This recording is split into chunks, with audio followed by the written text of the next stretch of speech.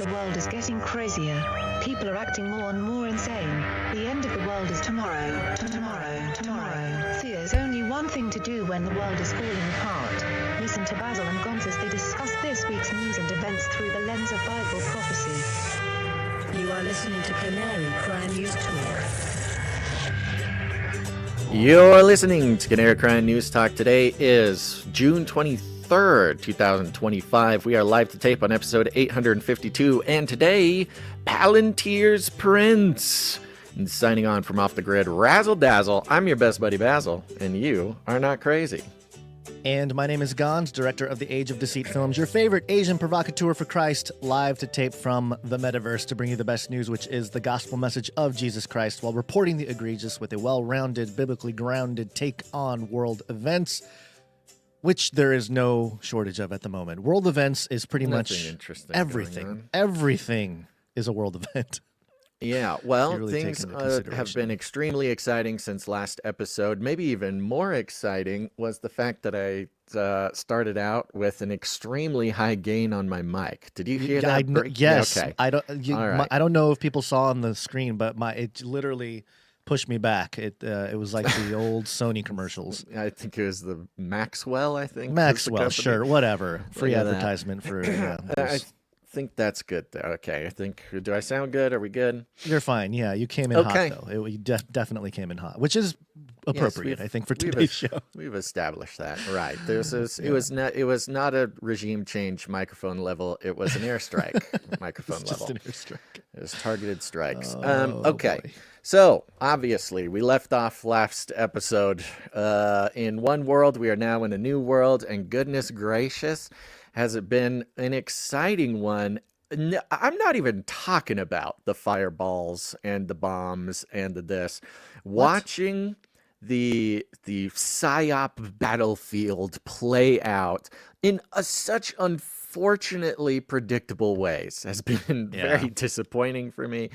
But we'll get into that. Before we jump right into the news, which we're going to do, I must just make a quick announcement to anybody who is on the Canary Cry T-Shirt Council. You know who you are. You're very important people. CanaryCryT-shirtCouncil.com. If you are a Canary Cry T-Shirt Council person, if you have any change of your shirt size or your shipping address, you got to send an email to canarycrysupply_drop@gmail.com. You know the one, canarycrysupply_drop@gmail.com. If you moved or if you got skinny or not, you're going to need to send an email there because things about to get rowdy over there at the T-Shirt Council. So stick around.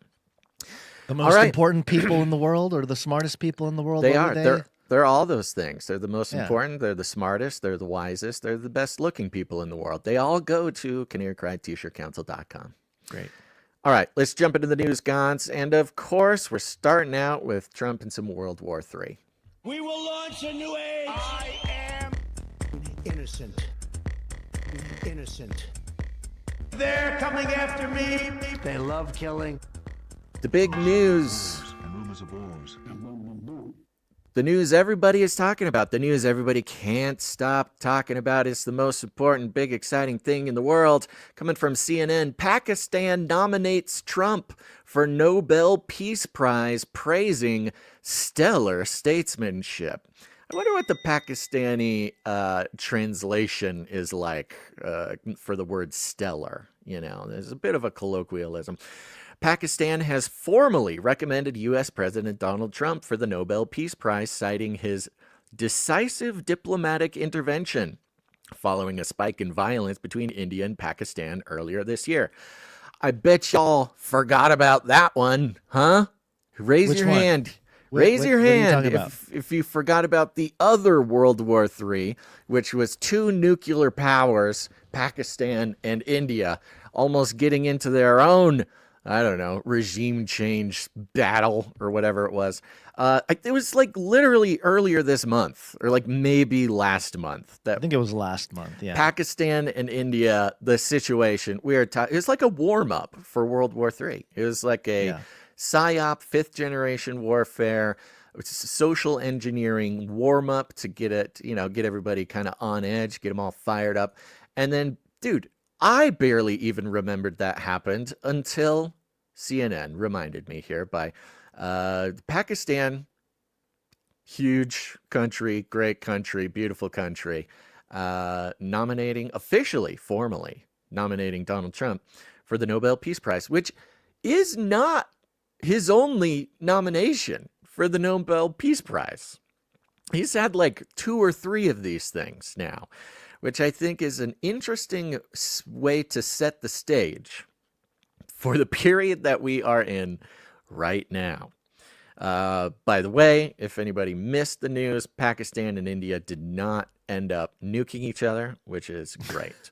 And that's why, the probably stellar, would have heard about it if they did. So the stellar statesmanship and the decisive diplomatic intervention by Donald Trump stopping the World War III the first time. Yeah, I wonder, we could almost like put out lay out a sheet, a Excel document or something of all the various times that the narrative has been built that Trump stopped World War III. It just seems to happen a lot. I'm not saying it's sort of objectively, cosmically true, but in the big bad world of fifth generation warfare with an expert narrative magician like Trump, getting nominated for a Nobel Peace Prize on like this same day that you're secretly bombing another country against the will of your political base, that takes talent. It takes talent, and it takes, I'll call it, courage. There you go. You're going to give him the award for the courage, not the courage. Some sort of, I don't know. I don't know what to call it yet. It's too early. You can only really be right about history after it happens, Gons. So sure, I don't know what to call it yet. But yes, okay. This comes on the heels of this wonderful, beautiful, well-crafted Truth Social post by Donald J. Trump, screenshotted and reposted by Donald J. Trump on X. We have completed our very successful attack on the 3 nuclear sites in Iran, including Fordo, Natanz, and Esfahan. All planes are now outside of Iran airspace. A full payload of bombs, all caps, all caps, bombs, was dropped on the primary site, Fordo. All planes are safely on their way home. Congratulations to our great American warriors. There is not another military in the world that could have done this. Now is the time for peace. Thank you for your attention to this matter, which is a great sign-off. That's sound of peace. It's a great peace ring free over there in Iran.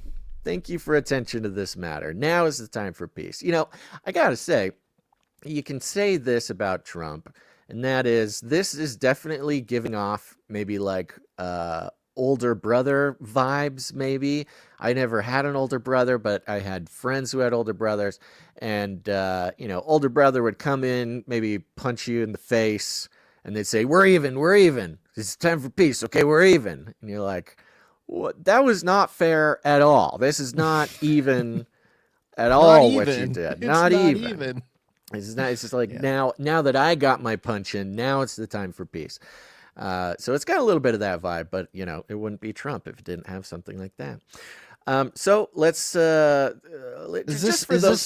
this in line with some sentiment that I saw that we are not in a war? You can't stop World War III if we're already in World War III in a sense. Yeah. And I think there's something to be noticed here too with the clashing of generations, and not just literal like older folk against younger folk, but in warfare, 4th generation warfare definitions butting up against 5th generation warfare, which is more of a cognitive battle using language and a narrative to create a sentiment or a belief system or whatever it may be. So I don't know. It's a lot to observe. Certainly right been now. A lot to soak in. We know this. We've been at 5th generation war for quite a long time. One could argue it's been the whole time. It's interesting. It's actually part of the disappointment of watching this all play out. online and in the media and stuff like that, because this talk of is it war, is it not war, is it war, is it not war, this is not what we're not going to do on this episode, is try to sift through and decisively answer those questions being asked on the internet or on the media, because we know that the very questions they are asking are the deception themselves. Those are the misdirection. It's the magician's right hand as he's doing something with his left hand. We try our best, and especially now, trying our best not to necessarily just play a role in the conversation that the establishment wants you to have, because that is the first rule of PSYOPs, is just to make people think that the problem is something other than it is. Of course, Donald Trump has the War Powers Resolution Act. This is a post 9/11 move thing where the president does not declare war, but can take military action for 60 days without the permission of Congress, with an additional 30 days for a safe pullout. So everything is absolutely in the letter of the law. Whether we agree with it or not, what Trump is doing is totally fine, and as long as stuff gets patched up within that 60-day period, which apparently that's the direction it's headed. So I don't know, patched up definitely. We'll get into what patched up might actually mean. Right.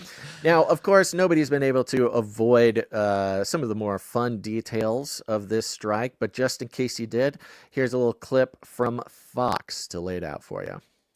From the White House after those unprecedented strikes against Iran's nuclear enrichment sites, 3 in all in Isfahan, Fordo, and Natanz. And you mentioned the 6 bunker-busting bombs, Sean, that the president told you about. That means 3 B-2 bombers were involved in the strikes tonight, because each B-2 bomber can only carry 2 of those 15-ton bunker-busting bombs. So that means 3... Build Back Better, Buster Big bombs. Beautiful Bill, Big Bunker Busting Bombs. It's all Best NLP. Buddy Basil. What is it that you are part of this pattern of I don't know. It's just a pattern that I'm recognizing. It's the NLP, baby. It's very powerful, and something, like you say, the bees. Something very powerful about the bees. I got an instinct for these sorts of things, but Better of course, Business Bureau. Best Buddy Basil came before any of the other BBB slogans. Long before the Bunker Buster bombs was Best Buddy Basil. Best Buddy Basil even came before Build Back Better. Or technically, see, I'm telling you, the world. If there is a simulation, it takes its instructions directly from this show. Anyways, yes, bunker busting bombs. We've got alliterations going on all over the place. Let's finish out the clip. Bunker busting bombs. So that means 3 B-2 bombers were involved. And as we heard from Jennifer's reporting, it's likely even there. Stop for a second. Was involved. Even there, he says 3 B-2 bombers, 3 B, triple B, BBB. It's all over the place.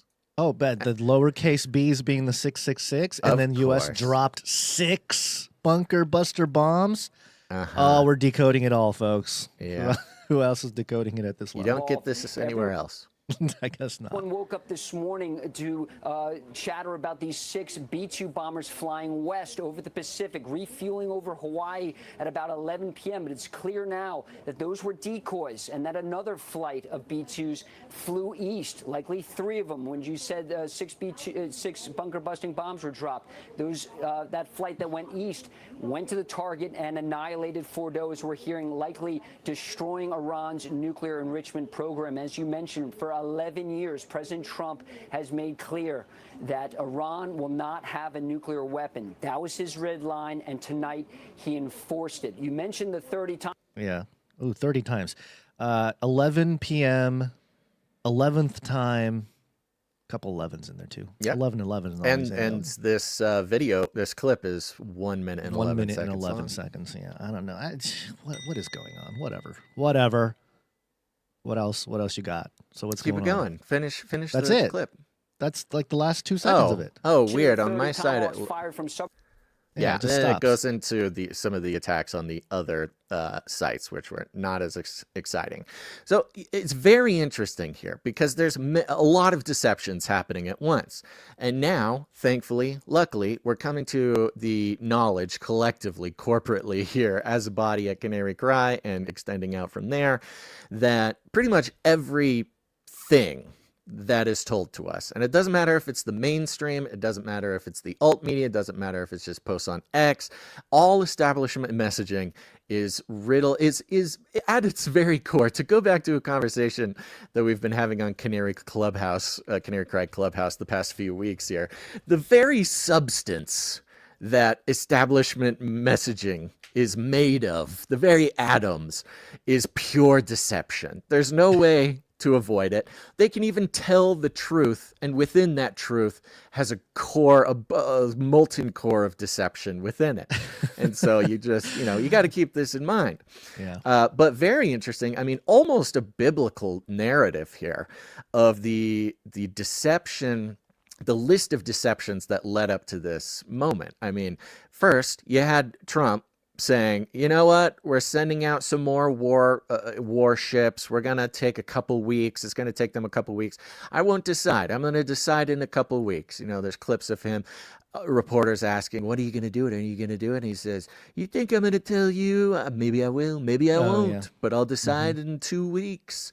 And it was like the next day or like a couple hours later that this strike actually happened. And very clever, because remember, Iran is a pretty technologically advanced country. There's a lot of narratives going on around Iran and what they actually are, what they have, what they're capable of. And again, even the truths being told about this have a molten core of deception in it. But the truth is, technologically and militarily, they have access to all of China's weapons and Russia's weapons. And so they've got some pretty good stuff.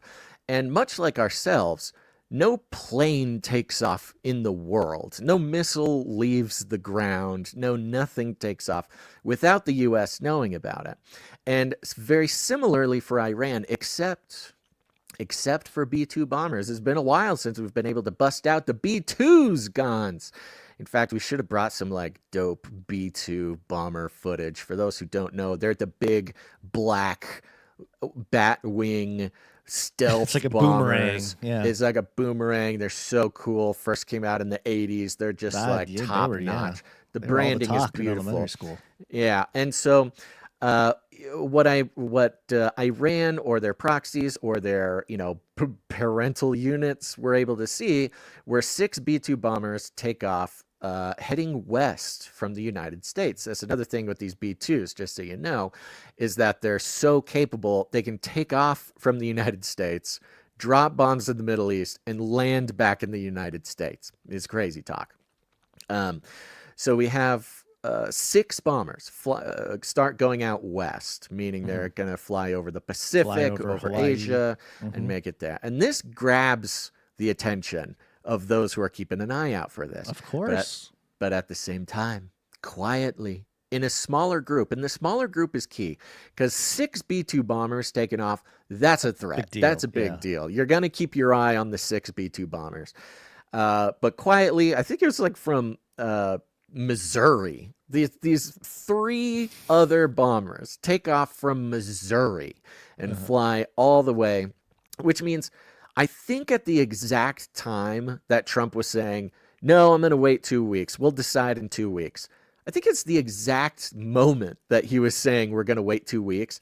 Those planes were deployed. They were already in the air. They had just taken off. But wow, look at timing. that. Beautifully done. Beautiful plane. That's the B-21. But yes, very similar.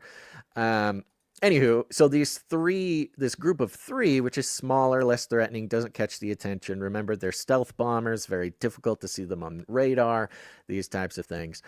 Make it all the way there, drop the bombs. And by the words of Trump and by the U.S. military, they were out of Iran airspace before anybody even knew what happened. I don't know whether that's just sort of branding or if that's true. It's pretty easy to assume that when 6 30,000-pound mushroom cloud bombs go off on the horizon of Iran's pretty easy assumption to make that the U.S. was involved, but who knows? And there were some clips, I forgot to bring some clips of some alleged videos of these bombs going off taken by, Iranian civilians from far, far off. They're mushroom clouds. I mean, they're very serious explosions. It's a big old mushroom cloud. There's one that shows the shock wave that looks very much like a nuclear strike, which has some people raising some eyebrows. But satellite images were then released, and you can see these 6 giant holes that were put in this mountain where allegedly the Fordo site happens. The name of this operation, by the way, was Operation Midnight Hammer, which is so cool. So cool. I picked up a science fiction book one time called The Hammer, and it was about a giant comet that was supposed to hit the Earth. But the name of the comet was Lucifer. Yeah, classic. The Midnight Hammer. Hammer. What comes to my mind immediately as a media analyst is Stop the Hammering. the Paul Pelosi event. The guy shows up. He got hit with the hammer. I don't know if there's a connection there, but that's what came to my mind. It was the Pelosi husband is in Trump's ear. Now, the Midnight Hammer. I'll say this. It's very interesting. I mean, as far as like a display of modern war fighting or modern military action, this was a pretty impressive operation. Just of course, strictly from like a nerdy kid who likes military video games. Very impressive operation. So whether or not it's good or bad, or do we destroy the Earth or the world ends, you got to give some credit to the U.S. military. Now, a couple details. Number one, the U.S. military has been practicing this operation since the Biden administration. This has been in the plan. The Fordo nuclear facility was discovered by the CIA in 2009. So we've actually known about this secret thing for a long time. The military, separate from Biden or Kamala or anybody, the word on the street is that they've been planning and practicing for this, just as sort of a departmental inner, it's an insider project. They've been planning this strike for a long, long time. And which gives an interesting insight into Trump's willingness and the very, expert way he played his part, which is all the deception, the handling of the narrative around what's going on, even the social media algorithms and big tech people involved is all very impressive. So the narrative that this was just like something Trump did on a whim, not that anybody here would believe the screaming blue-haired liberals who are like, he's wild, he just woke up and pressed a big red button and exploded stuff. Oh, long live Iran, death to America. Yeah. So this is a long time thing, and you could see how once Trump gets in, primarily because Biden and Obama, the past 12 years, 16, however long it's been, 17, the policy on Iran has been capitulation, which is be nice to them, send them money, send them pallets of cash, give them billions of dollars. That was Biden. So it's mostly been capitulation. And this whole time, while the executive policy, at least the Democrat policy, has been capitulation to Iran, the military has just been like waiting, watching, making a plan, practicing. Yeah, it looks like they've been going through quite a bit of an audit. It took a few years to audit all the plane itself and the operation. So yeah, I mean, this is like its own, dare I say, type of a COVID where they're getting the whole ready thing for an event, a perfect situation for them to truly deploy executed quite well. Yeah. And oh no. What happened? I just went to click something and my VR controller just kind of glitched and just X'd out of my entire window. So I'll get that back in a second. But the question on everybody's minds, the screaming on everybody's lips is this regime change? Is this World War III? Yes. Is it World War III, happening? yeah.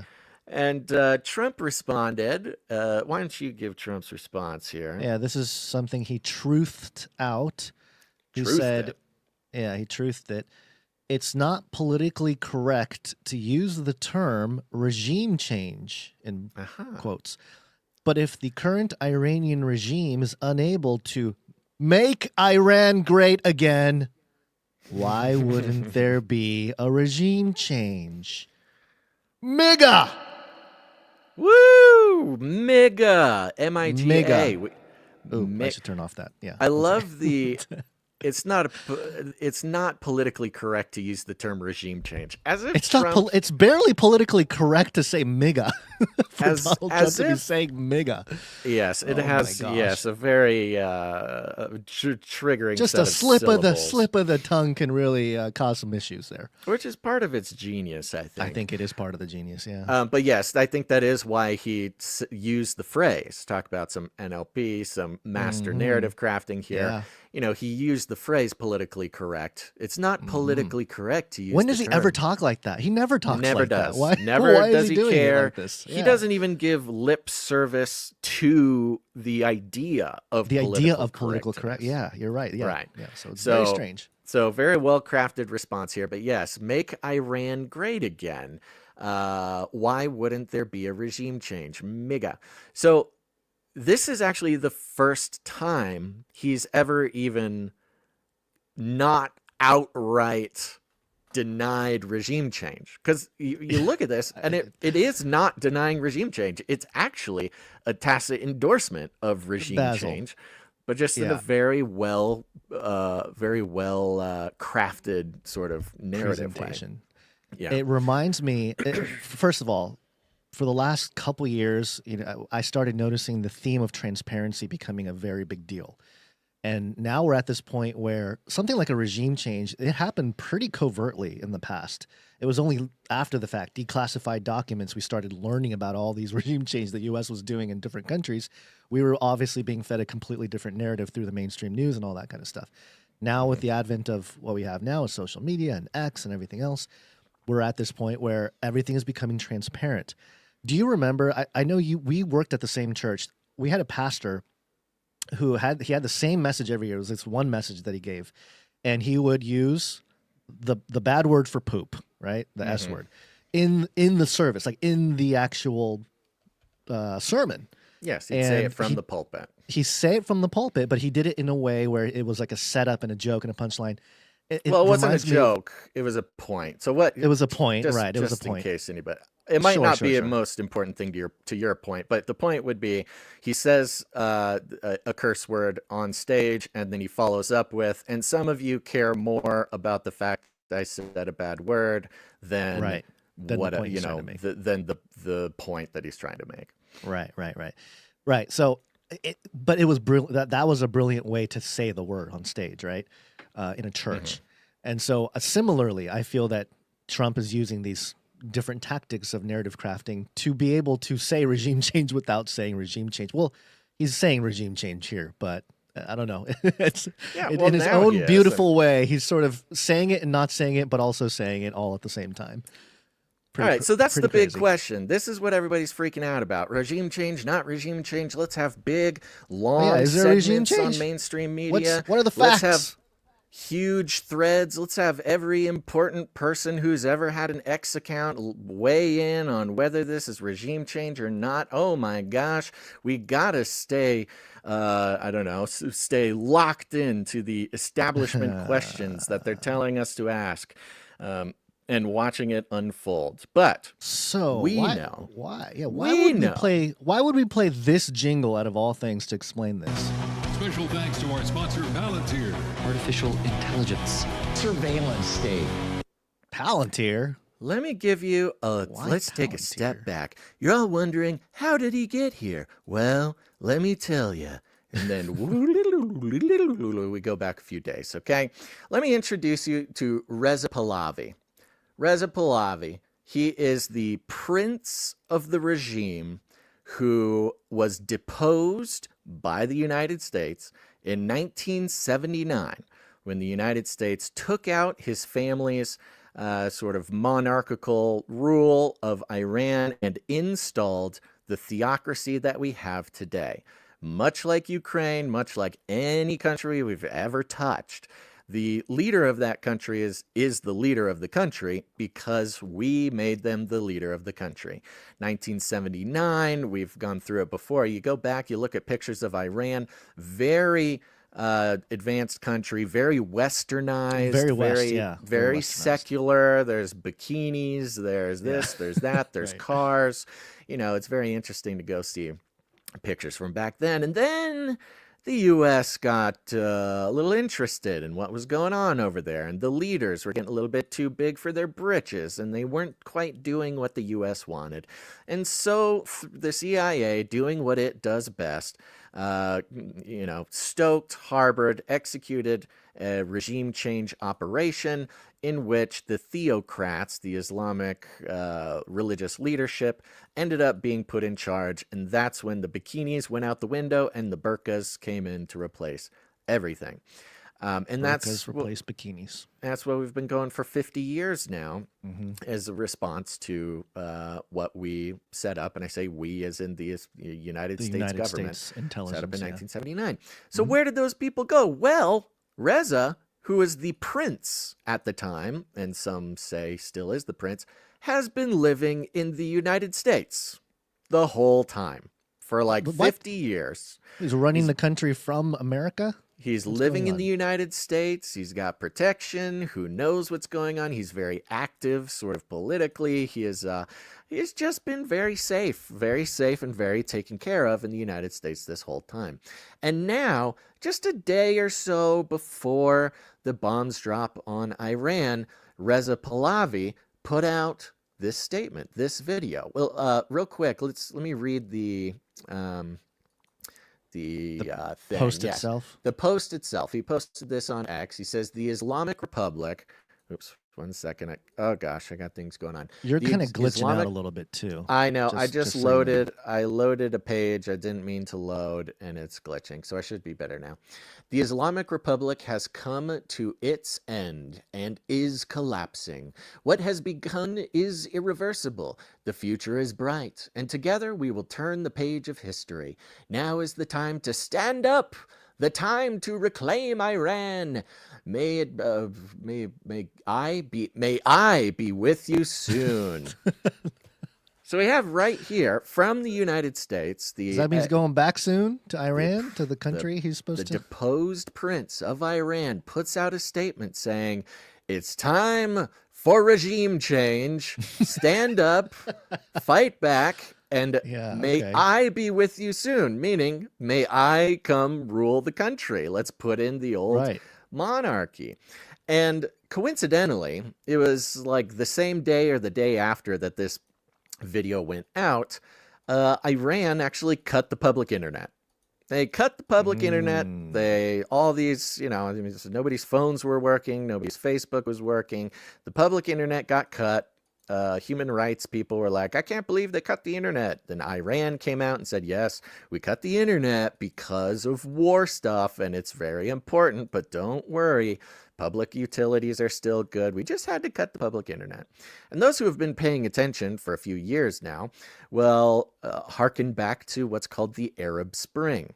The Arab Spring, another expertly crafted CIA regime change operation where there was actually several Arab countries who basically one after the other, the people rose up and changed the regime of their country.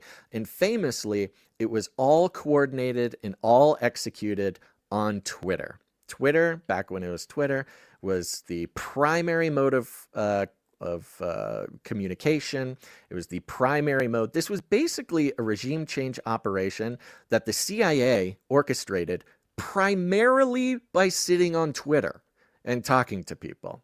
And it worked very effectively. So Iran sees this, perhaps this Reza fella putting out this video. It makes me wonder, is this another piece of deception? Is this another 6 B-2s flying out one way while the real strike comes in the other way? It is possible. It's always possible. But the fact, the connection with the Arab Spring, Iran cutting the public internet, these types of things, you start going, okay, wow, technology. You're reminded that technology has really been a sharp sword in the hand of mostly CIA. Now, CNN comes in and plays this. Are we not playing this clip? Are we just going to skip over it's all in Iranian. I mean, Okay. we could play. Sure. Yeah, play. All right. Just play it a little bit, just to get the voice in there, and I'll read the همین subtitles. همانا My fellow countrymen, جمهوری اسلامی Islamic به پایان Republic has خود reached its رسیده end و در حال سقوط است. and is in the process of collapsing. خامنه‌ای همچون موشی Khomeini is a هراسان frightened زیر زمین rat and پنهان has شده gone into hiding و کنترل underground اوضاع را and از lost دست control داده of the است. situation. آنچه آغاز شده What برگشت has ناپذیر begun است. is irreversible. آینده روشن The است future is و ما bright, با هم and از این together we پیچ will تند pass through تاریخ this sharp عبور turn in کنیم. history. There And you then it go. goes on and calls Yeah. for the regime change. Now, there's something, when I first saw that video, and I first started like, who is this guy? Let's go see who this guy is. That video could, I'm not saying it is, and I'm not even actually putting it out as a theory, but you see that video and you see the way his mouth moves, and because it's a different language and like your brain can't really put the words together with the mouth movement, the very bright contrast, the way he kind of stands very, very still and almost just his mouth is moving, it almost has a little bit of an AI feel to it. What do you think? Yeah. It It it's could possible. be. I mean, It at this could- point, it it's. gives. I think we should just assume that it's AI at this point. Well, that's where I was coming from too, because Yeah, the it timing was doesn't even matter. perfect Yeah, to it doesn't come even out matter. and call for an uprising. And I'm thinking this may be AI. If it were AI, what we're looking at would be CIA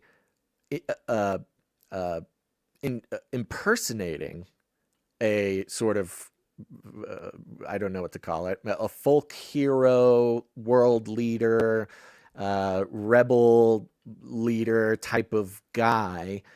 If it were AI, and like you said, it doesn't really matter if it is or it isn't, but we could very well be looking at CIA just crafting this global narrative of regime change from like the one guy who would have the voice to actually do it. Right. Well, he's been seen.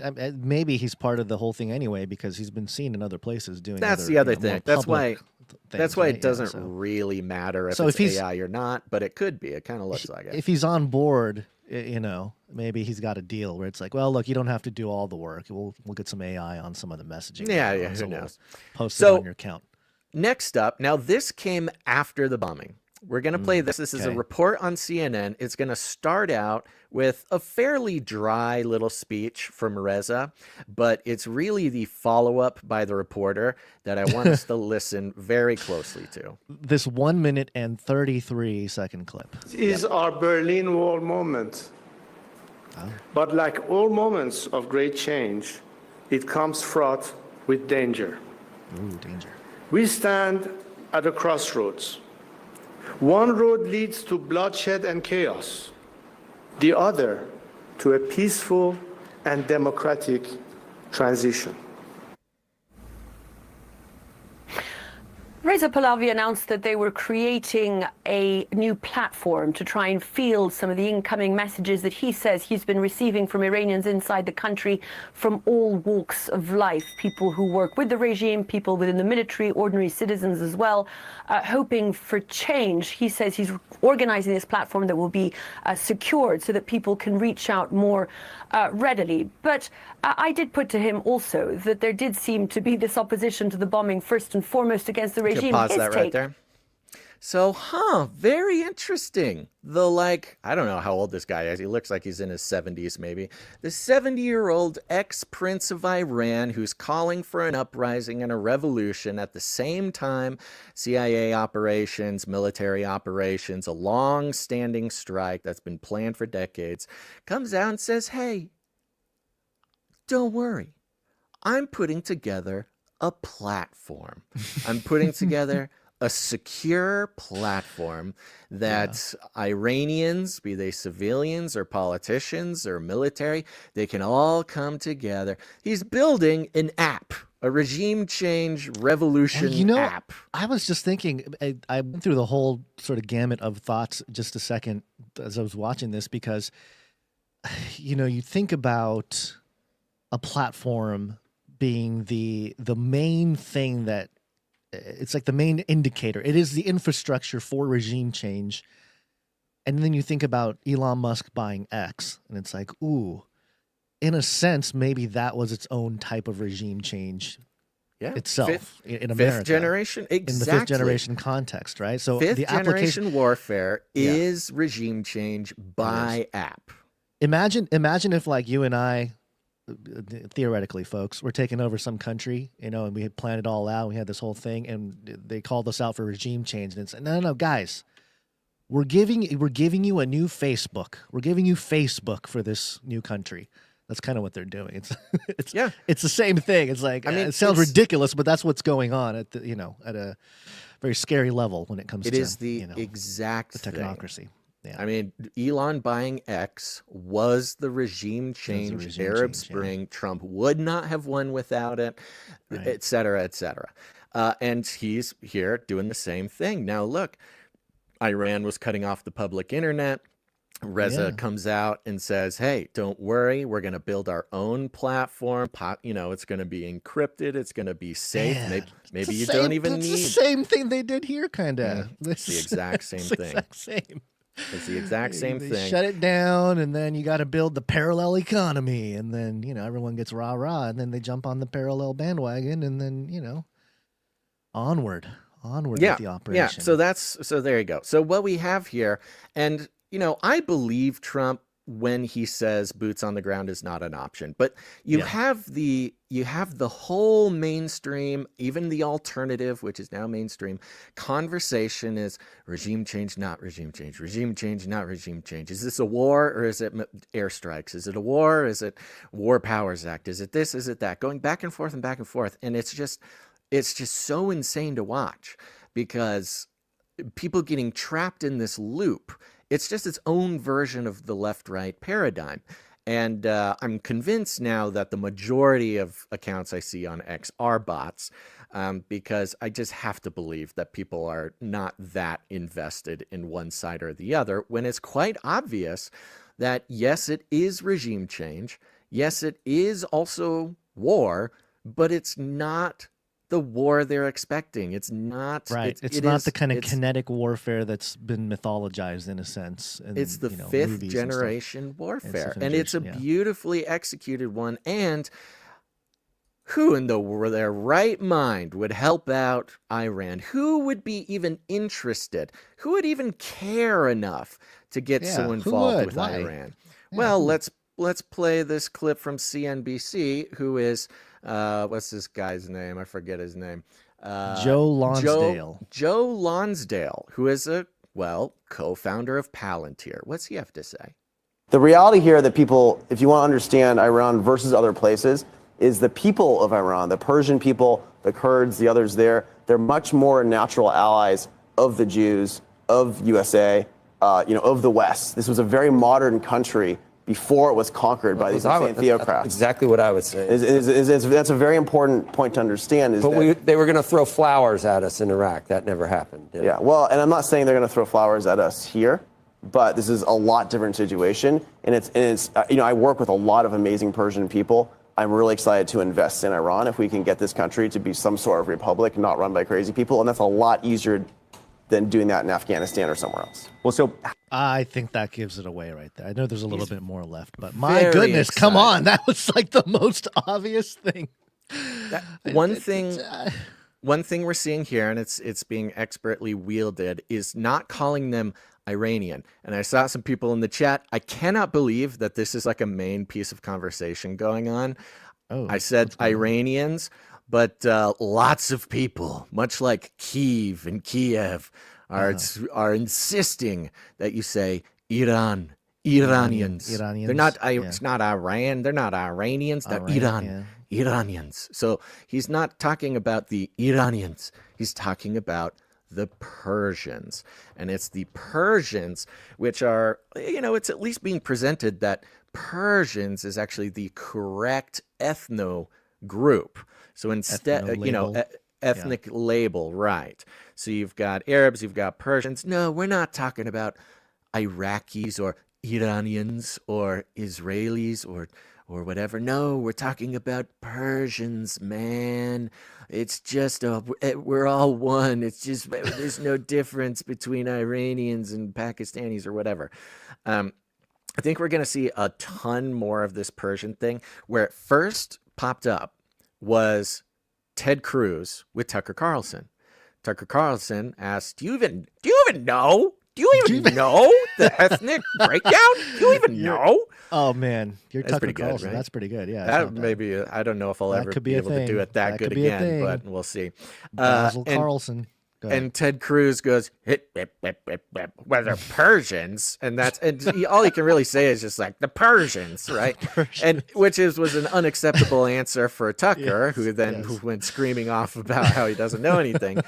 But so Ted Cruz, who obviously didn't know any of the details that Tucker was pressing him on, the only thing he was even able to answer, that he even attempted to answer, was Persians. That's the ethnic breakdown, right? He didn't give any other answers. He would go, I don't know. I'm not an expert. I'm not the Tucker Carlson expert on Iran. I just am here to support Israel. I don't know. He didn't answer.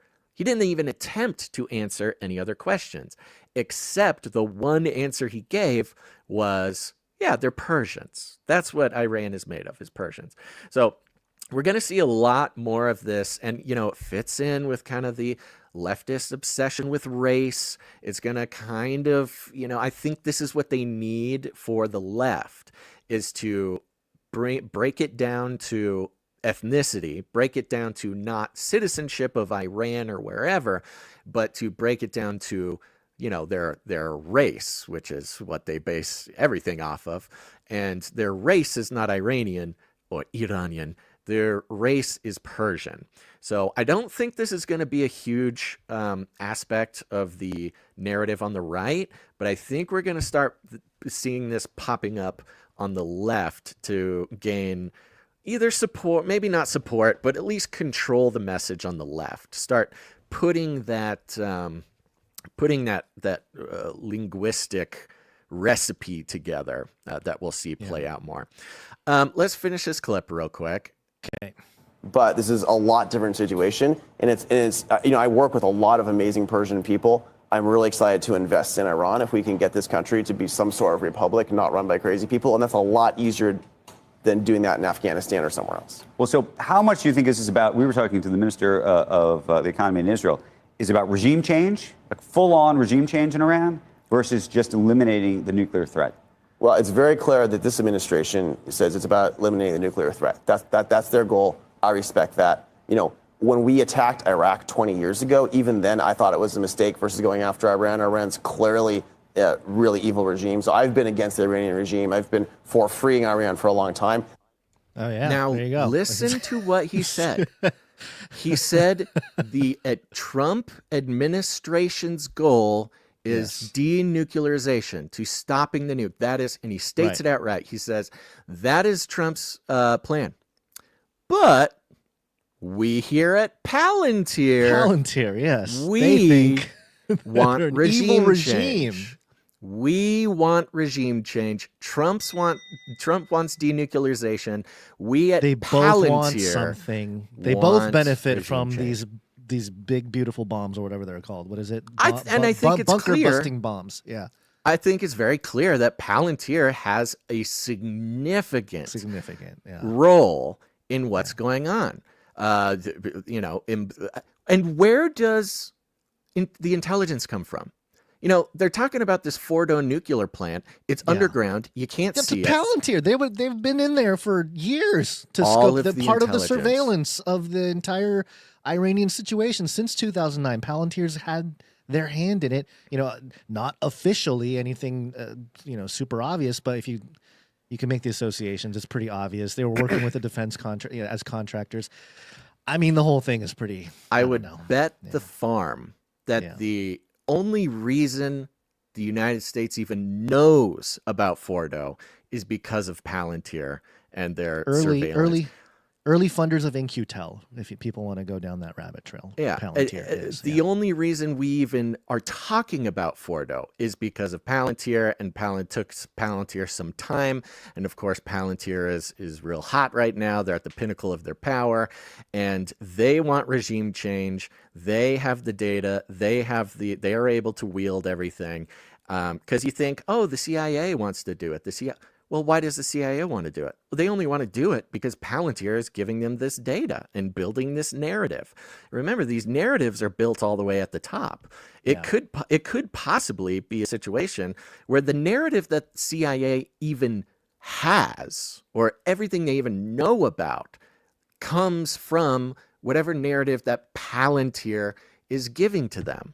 Because Palantir is the source and the analysis and everything of all the data. So in this case, you think, who's actually in charge of the world? Who's actually responsible for the Iranian whatever's going on? Well, you go all the way to the top, and it's Palantir. That's all the way at the top. It's the lizard people that the heads of Palantir are kneeling to.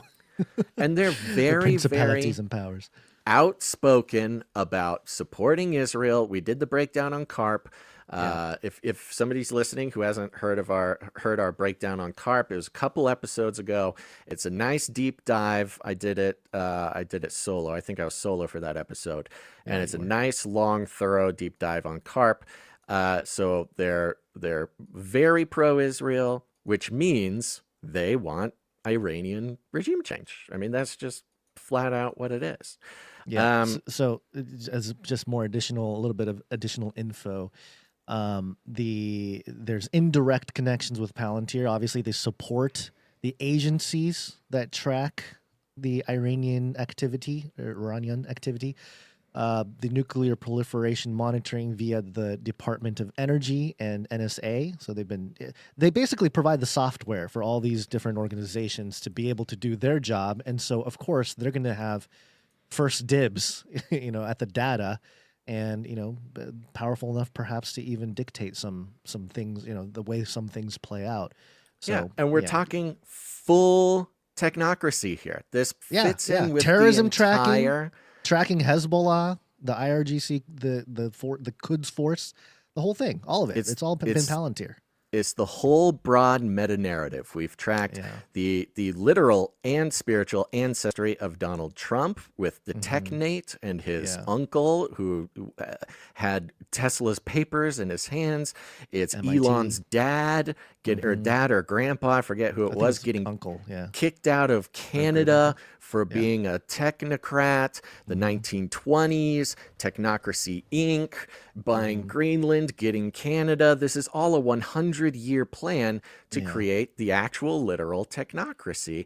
And Palantir being the little guy at the top who actually has the tools to make it happen. And we're watching maybe one of the most brilliant sort of displays of the technocracy molding the world to how it imagines the future. And they already have their own guy they're going to put in. I mean, we could probably dig into Reza and get all sorts of technocracy connections. I have not done a deep dive on Reza, and maybe that'll be what's coming next, because it's obvious that he's the guy who's going to step in. There's a lot rolled into this, of course. There's a lot rolled in because a lot of people don't know that Iran sells almost all of its oil to China, and it sells it beneath market price. China is only able to do what China does because it gets pennies on the dollar oil from Iran, and it gets pennies on the dollar oil from Iran because of the sanctions placed on it by mainly the U.S., the West, and everything. So the West sanctioning Iran is the reason that China is empowered to even think about launching some sort of invasion on Taiwan. The only way they can even their country even exists right now is because of cheap oil from Iran. So geopolitically, this is actually almost a death blow if you're able to. They're working on it. They're working on it, and it goes deeper. It goes deeper. Watch this. So you got Iran this new, if they regime change, put Reza in there, first of all of Iran will get in line with the U.S. plan. MIGA, which is Trump's plan, which is Palantir's plan, which is the technocrat, which is principalities and powers of the technocracy. And not only does that cripple China and slow their ability to prepare for 2027 in Taiwan, but you ask the question, wait a second, hasn't Iran been selling a bunch of missiles and drones to Russia for Ukraine? Yeah. Isn't Russia have like a very tight and and wasn't there official military alliance with Iran? There were Russian scientists that were at these facilities. They are hand in hand. Iran and Russia have been hand in hand, especially for military operations for many years. And isn't it interesting how we haven't heard anything from Russia? Why has Russia not come and brought anti-rocket technology to protect Iran from Israel's missiles?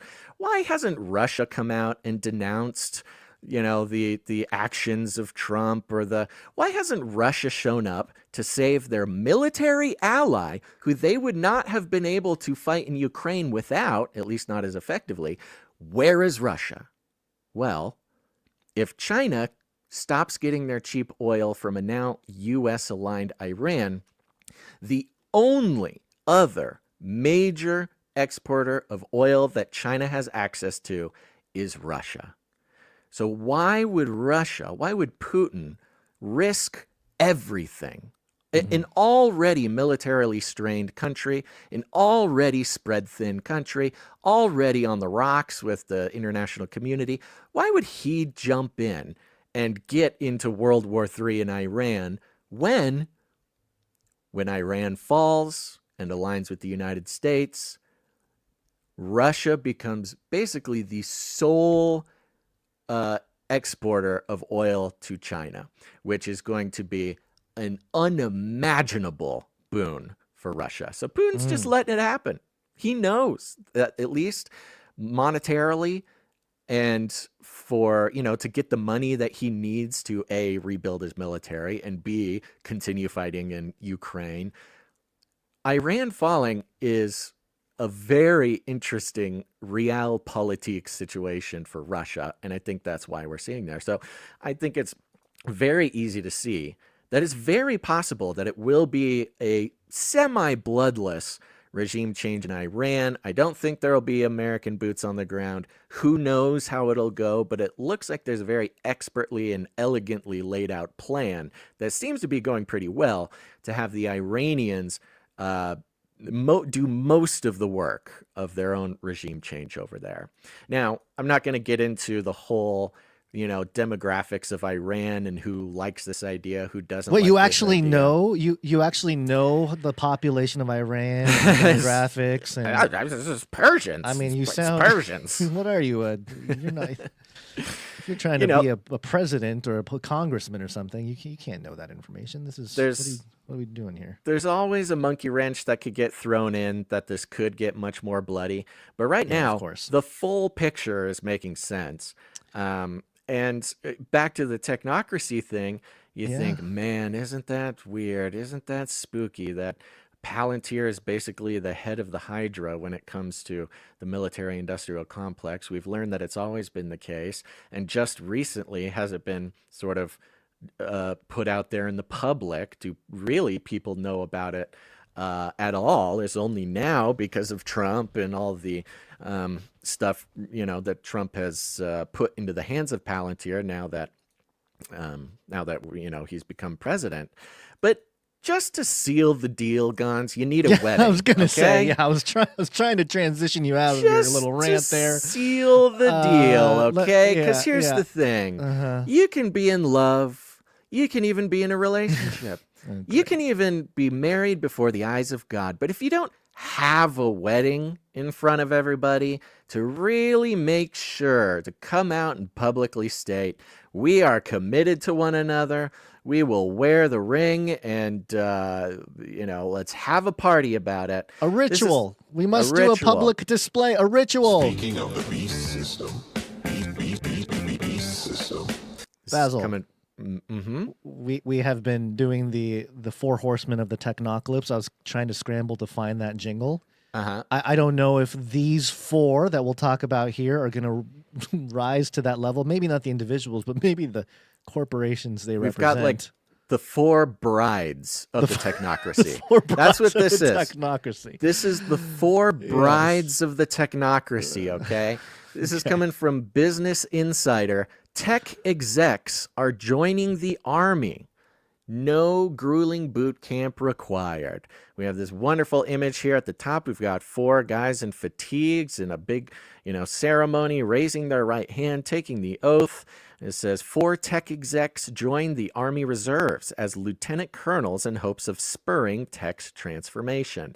The C-suite execs will bypass traditional basic training, of course, serving around 2 weeks annually.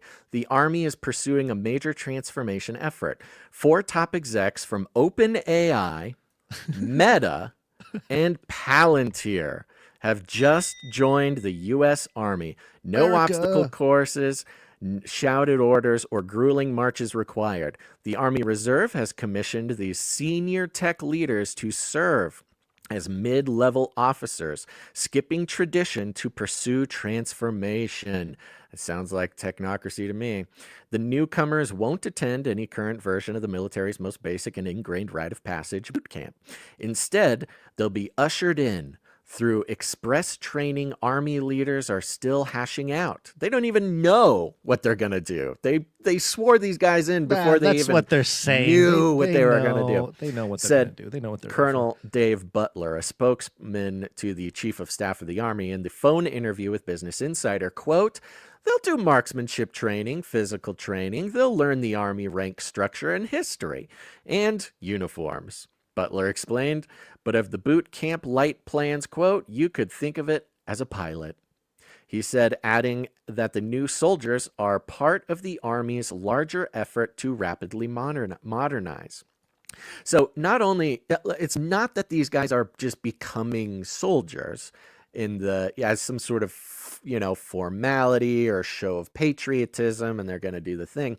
This is a pilot program to integrate executives of these big tech companies. Palantir. Listen to these names. Okay, we're going to drop names here. It's in the article. Here are the execs. It's Shyam Sankar, the chief technology officer at Palantir. Yeah. The CTO of Palantir. Yeah. Andrew Bosworth, the chief technology officer of Meta. You have Kevin Weil, the chief product officer at OpenAI, and Bob McGrew, an advisor at Thinking Machines Lab, who was formerly the chief research officer for OpenAI. And they're joining the Army's lieutenant colonels as part of an effort to turbocharge tech innovation and adoption, according to an Army press statement.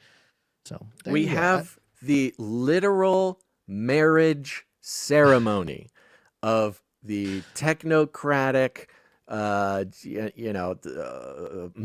beasts rising from the digital realm. Digital sea, yeah. Yeah, and you have these sort of priests or these kings of those, digital monsters, literally like putting on the garb and standing in a ceremony, the brides of the technocalypse, joining as one, becoming one, joining. You're joining overstating flesh. it, Basil. I don't think I am. According to Business Insider, well, no, I'm just taking the, I'm just being facetious here. The Business Insider, let's see, in an email to Business Insider, they said the Army has allowed the direct commission of civilians since 1861 to bring experts with critically needed skills into the force. William Atterbury, who was the president of the American Railway Association, received direct commission into the Army in 1917 and served as the direct general of transportation for the American Expeditionary Forces in France. So, I don't know if it's like a direct regime change, but there's precedent. I see. This is a thing. Other notable examples include the president of the Columbia Gas and Electric Corporation of New York, Edward Reynolds, who commissioned as an Army colonel to serve as the chief of the medical supply services during World War II. We're not in World War, though. We're not in war. This isn't a war, guys. Come on. This is with precision strikes. These are precision tactical moves by big tech. But and, you look, joining the government. Look at the companies you're talking about. I know, that's what I'm saying. Columbia That's what I'm Gas and saying. Electric Corporation. Yes, It's what was the other General one? Motors. General Motors. Motors. William Knudsen, directly commissioned as a These- lieutenant general, became the director of production for the War Department. Yeah, These are the absolute godmen of their time. You're talking about the early 1900s. You're talking about World War I, World War II. World War II. It was, DuPont, General Motors. It was these boring sort of American industrial companies that were the Palantir of their time.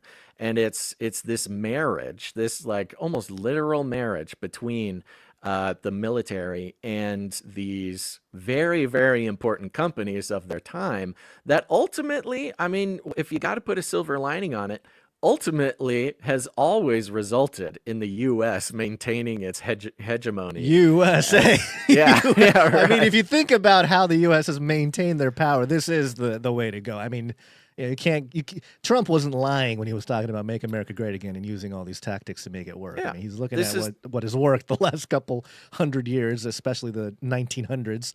And let's just do it for the 2000s here. This is another name for this is public-private partnership. You feel like it now takes like this marital sort of turn to it. And this is one of the benefits of, I mean, that might not necessarily be the right way to put it, but this is one of the benefits, I guess, to the establishment, to the empire, rather, of the sort of kind of weird public-private capitalist type of situation where it's very often you can't really tell the difference between corporations and governments, and corporations kind of serve as their own governments. And, it's America's specialty to sort of blend these lines. Also, of course, it fits directly into the theories of technocracy, where the country, and in this case, the world, is run by experts. It's run by the scientists. It's run by the experts. It's the engineers who will turn the knobs and flip the switches of society instead of having to rely on these pesky politicians. It's just basically show business for ugly people. That's not my term. That's what they say.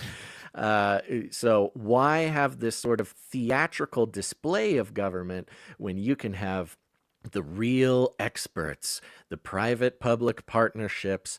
And I think having this sort of ceremony, doesn't mean that it wasn't happening before. It's just the sort of declaration to the rest of the world, to the rest of the country, to the rest of everything, right on the heels of multiple World War III scares, by the way.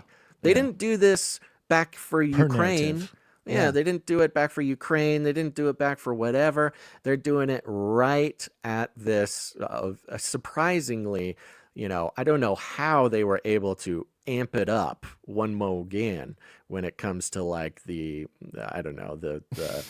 have more, they have better, they got, whoever's running things now, they have a better, I don't know, they got better magicians or something. They got better magic sticks. It says here, though, that the name of their unit is Detachment 201.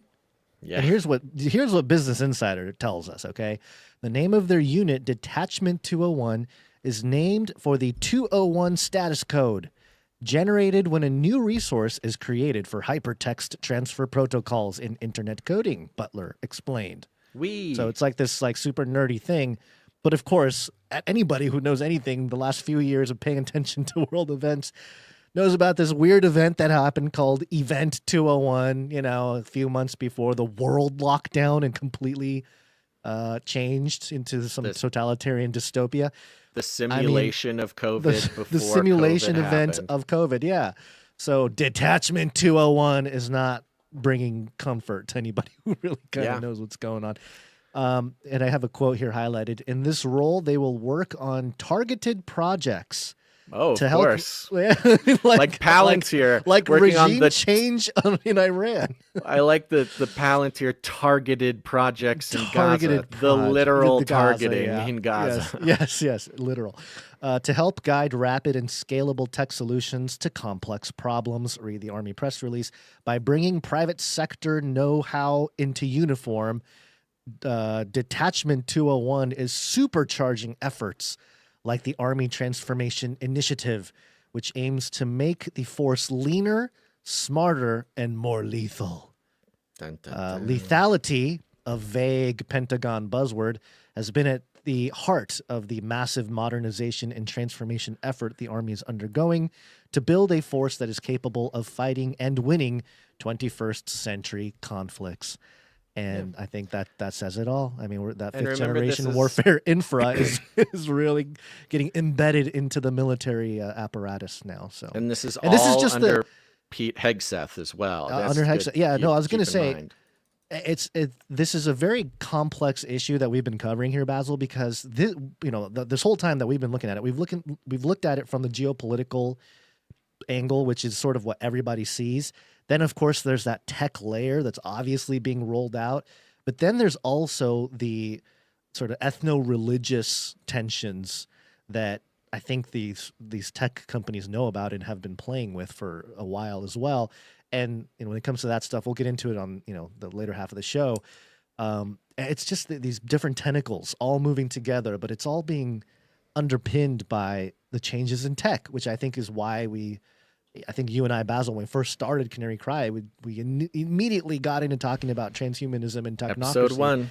Yeah, because we saw exactly the trajectory of everything and how Scripture seems to have a lot to say about these times. So, anything else from this, Basil? You want to? Nope. I think that's touch on, it. Or you want to thank some producers? Nope. I think we solved it. Let's thank some executive producers real quick. Let's do it. Executive producers. You know it, folks, but just in case you don't know it, we are on the value for value model, which means we don't take any money from corporations, commies, cartels, governments, non-government organizations. We're not even military lieutenants, for better or worse. And the Vatican certainly has not been writing any checks. That might sound suspicious, but, just at these days, you have to be clear about these things. We are entirely sustained by real human beings. That's you, people who get value from the show.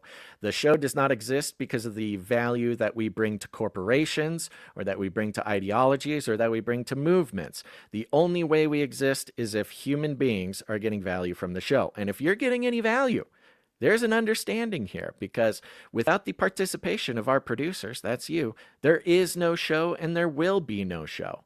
And so if you are someone who gets value, and it could be anything. It could be information, could be breakdowns, could be entertainment, could be humor, could be the community, could be any number of things. It's an opportunity to, as we all are working doing our best to break away from the beast system, from the worshiping of mammon, from the cold, hard grasp that the dead fingers of the economy, as we know it, use to control us. We know that's what this all is about. These aren't just regime changers or wars. These are bankers' wars. These are principalities and powers who use these opportunities not just for regime change, but for the change in our behavior, in our thoughts, in our emotions, in our emojis, because that's what they want, right? And so they do want our emojis. They want all of our emotions emojified. They want all of our emojified. But here, as believers, we try our best every single day to not get wrapped up, to be in the world, not of the world, to not see the financial rumors of wars and these types of things as ways to turn us away from what's really important, that is obedience and understanding as to what God is doing in this world. So if you think this work is kingdom work, if you believe that God is doing something here, either corporately or individually, you're invited to produce the show. And it's very simple. You just think to yourself and pray, what is this show worth to me? What value do I get? And what resources has God given me to make sure something like this doesn't go away? And just listen to God. You don't need to think too hard about it. Whatever that number is, you put your own number on it, and you come in and you produce the show. And here's the thing. It's not just about money. It's also time and talent. Time, talent, and treasure is what we call it. If you got time on your hands and skills you can help put to use to help the Canarium in whatever way possible, look, a lot of people don't really actually understand all the stuff that goes into doing something like this. And basically, if you have any skill, you can put it to work for the community, whether it's computer skills or artistic skills, or even if you are a wood craftsman or a leather craftsman, or you have some interesting experience with various, I don't know, softwares or whatever. It doesn't matter what it is. You can put your time and your talent towards keeping the show alive and even perhaps helping it grow. If you're an artist or a musician, you can create art or music or jingles, whatever it is, and you go to canarycry.art and you can upload it there to the show. But last but not least, if your treasure is what the Lord has given you to carry forth whatever he's doing in this world, you can produce the show in any amount whatsoever by going to canarycry.support. Did I lose you? No, it's just not working. Just zoning out? Oh, okay. No, it's just not If working. anybody has a working soundboard they want to donate to the show, you could produce the show that way too. Anyways, go to canarycry.support. Oh, there it is. The executive producers, big ol' thank you to all of our monthly producers. The monthly producers really are a huge godsend. If it weren't for the monthly producers, we certainly would not be able to do this. So I encourage anybody, if you get value from the show regularly, if you've been getting it for 30 days at least, I consider going and signing up for a monthly producership in your own amount. There's some suggestions there, but just whatever the Lord puts on your heart. I will say, if you like t-shirts and you want to get a t-shirt every quarter, or if you want to get a package filled with custom Canary Cry gear, you can go to canarycry-t-shirt-council.com, canarycry-t-shirt-council.com, or canarycry-supply-drop.com. You can get involved there. I do have a quick announcement for the T-Shirt Council, real quick. Hopefully they stuck around. If you have any change in address or size of your shirt, if you're an active Canary Cry T-Shirt Council member and you need to change your size or your address, email canarycrysupply-drop@gmail.com. canarycrysupply-drop@gmail.com. Okay, let's thank some executive producers here. These are people who come in, they support the show for $100 or more for any individual episode, and God bless them. We had some people respond. We started this episode with very, very poor producership. And thank God we've got people who can hear the call, come in, and support the show when that happens. So starting out with, of course, the one, the only Sir LX Protocol, V2, Baron of the Berean Protocol.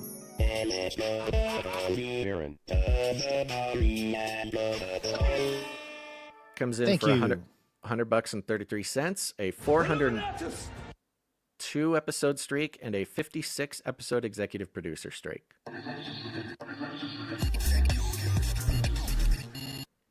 Next up, we've got Sir Jamie, not the Lannister, who comes in with his weekly tithe. Thank you very much, Sir Jamie. Thank you, Sir Jamie. We have Dame Sarah, the Shadows, comes in for a nice round number. Thank you very much, Dame Sarah. Dame Sarah, thank you. And just a reminder, if you come in, you support the show for a nice round number on the 10 or the 5, that's you telling us you prefer we do not disclose the amount. If you don't mind us disclosing the amount, you make it a funky number. You can put 33 cents on there, 77 cents, 1, 2, 3, 4, whatever it is. Which brings us to our next executive producer, Chelsea S. Chelsea S, thank you. And Chelsea S comes in for $103.33. Woo! Very fun. Thank you, Chelsea S. Chelsea S sent a note and said, "Hey, guys. Hey, Canary fam. The Lord bless you this week." Thank you very much, Chelsea. God bless you. Appreciate it. Wheezy in the chat said, "If I were to send y'all a race car engine, would you use it?" Yes, I would say we would definitely find a way to use a race car engine. Oh, can I use a race car engine to power my computer? Is that a thing? Yeah, I think that's... Rev the engine, make it run better? I don't know a whole lot about race car engines, but I do know that some of them are more computer now than they are engine. So that might Weezy be... works on those. So I know, that's his thing. He's a cool race car guy. Yeah. Okay, that concludes the list of executive producers for today's show. We really appreciate it, guys, coming in, making this show happen. And again, if the Lord has laid it on your heart, if the times have caused you stress, disconcernment, is that a word? I don't know. If it's, we all understand that the narratives being weaved, the actions being played out, the theater of it all is specifically in the terms of fifth generation warfare, which is just the secular name for spiritual warfare. It is here to make you feel a certain way, to control your behavior for the benefit of the establishment. And standing up and participating in something like the value for value model, which is non-transactional. This world has convinced us that everything must be transactional. From the very top of things to the very lowly of things. If there's not a transaction going on, then it's not real. And we believe that's a reflection of the fallen world and the unbeknownst worship of mammon and the controlling aspects by the establishment on the rest of the population through the penny. And showing up, turning up, and supporting something you believe God is doing in the world outside of any sort of transactional situation is quite a rebellion against the principalities, the powers, the dark governors of this world. So God bless you, everybody. Thank you to the executive producers. Where'd you find this? Are we thanking other producers? I think we'll save that for the end here. We will. Okay. I think we should jump in, and you should take us through your stories. Okay, I do have something that just You know broke. what? Real quick, while you get your thoughts together, I do want to remind everybody, because we haven't pitched it in a couple shows, is the meetup coming up. It's a very important meetup. We need to make sure everybody knows about these meetups. You can go to canarycrymeetups.com, like I will do now. Canary Cry. Pulling it up. Seeing if it's all up to date there. It should be up to date. There is a very cool meetup that is going on in Texas, that if you are anywhere around Dallas, Texas, you should show up to this. It's the conspiracy themed party. It's the Canary Cry meetup in Dallas, Texas area, Saturday, August 30th. This is Labor Day weekend. In Garland, Texas. Last time Garland, Texas had a meetup, it was a pretty big turnout, if I remember correctly. So if you go to canarycrymeetups.com, you can see the flyer for that, and you can contact Rob. His phone number is there, or you can email truthtransistorradio@gmail.com to get more info. It's going to be a very fun meetup, so I recommend everybody do what you can to get there. And it's Labor Day weekend. What else you got going on? Nothing. There's that. canarycrymeetups.com. Sounds good. Okay. Donald Trump. So this morning, the most recent news with the Iran stuff was that Iran fired 6 missiles towards the U.S. base in Qatar. But here's the update. Trump just truthed. Iran has officially responded to our obliteration of their nuclear facilities with a very weak response, which we expected and have very effectively countered. There have been 14 missiles fired, 13 were knocked down, and one was, quote unquote, set free because it was headed in a non-threatening direction. I am pleased to report that no Americans were harmed and hardly any damage was done. Most importantly, they've gotten it all out of their, quote unquote, system. And it's so crazy. And there will hopefully be no further hate in all caps. I want to thank Iran for giving us early notice, which made it possible for no lives to be lost and nobody to be injured. Listen to that. That is wow. I was actually going to bring that up because this has happened before. This happened when Trump drone striked Soleimani, which was a very important Iranian general that he drone striked in his first go around as president. And what happened was he just assassinated an important general. Right. And they came out with the death to America, blah, blah, blah. We're all going to go to war with America. And what they did last time and what they did again, apparently, I mean, it's a little weird that Trump is coming out and saying this because it puts a different flair on it, is they just call Trump and say like, hey, we're going to send, 15 missiles this direction. Just wanted to let you know, didn't want to catch you off guard. So, okay, death to America. Bye. And then they do it. And here the surprise here is not that they did it, but that Trump is saying that. Yeah, let me finish the note here from Trump. Perhaps Iran can now proceed to peace and harmony in the region, and I will enthusiastically encourage Israel to do the same. Thank you for your attention to this matter. Donald J. Trump, President of the United States of America. And then later, all caps, congratulations, world. It's time for peace. Let's go. Woo! Where's that golden age? Let's go. Beautiful. Ready for that golden age. Just winning and winning. I'm ready. I'm ready now. The missile was set free. It wasn't going in a dangerous direction, so we just let it live its life, and there it went. Yeah. And then he thanked the Emir of Qatar for all that he has done, seeking peace in the region regarding the attack. A day that the American base in Qatar. I'm pleased to report that, addition to no Americans being killed or wounded, very importantly, there have also been no Qataris killed or wounded. Thank you for your attention to this matter.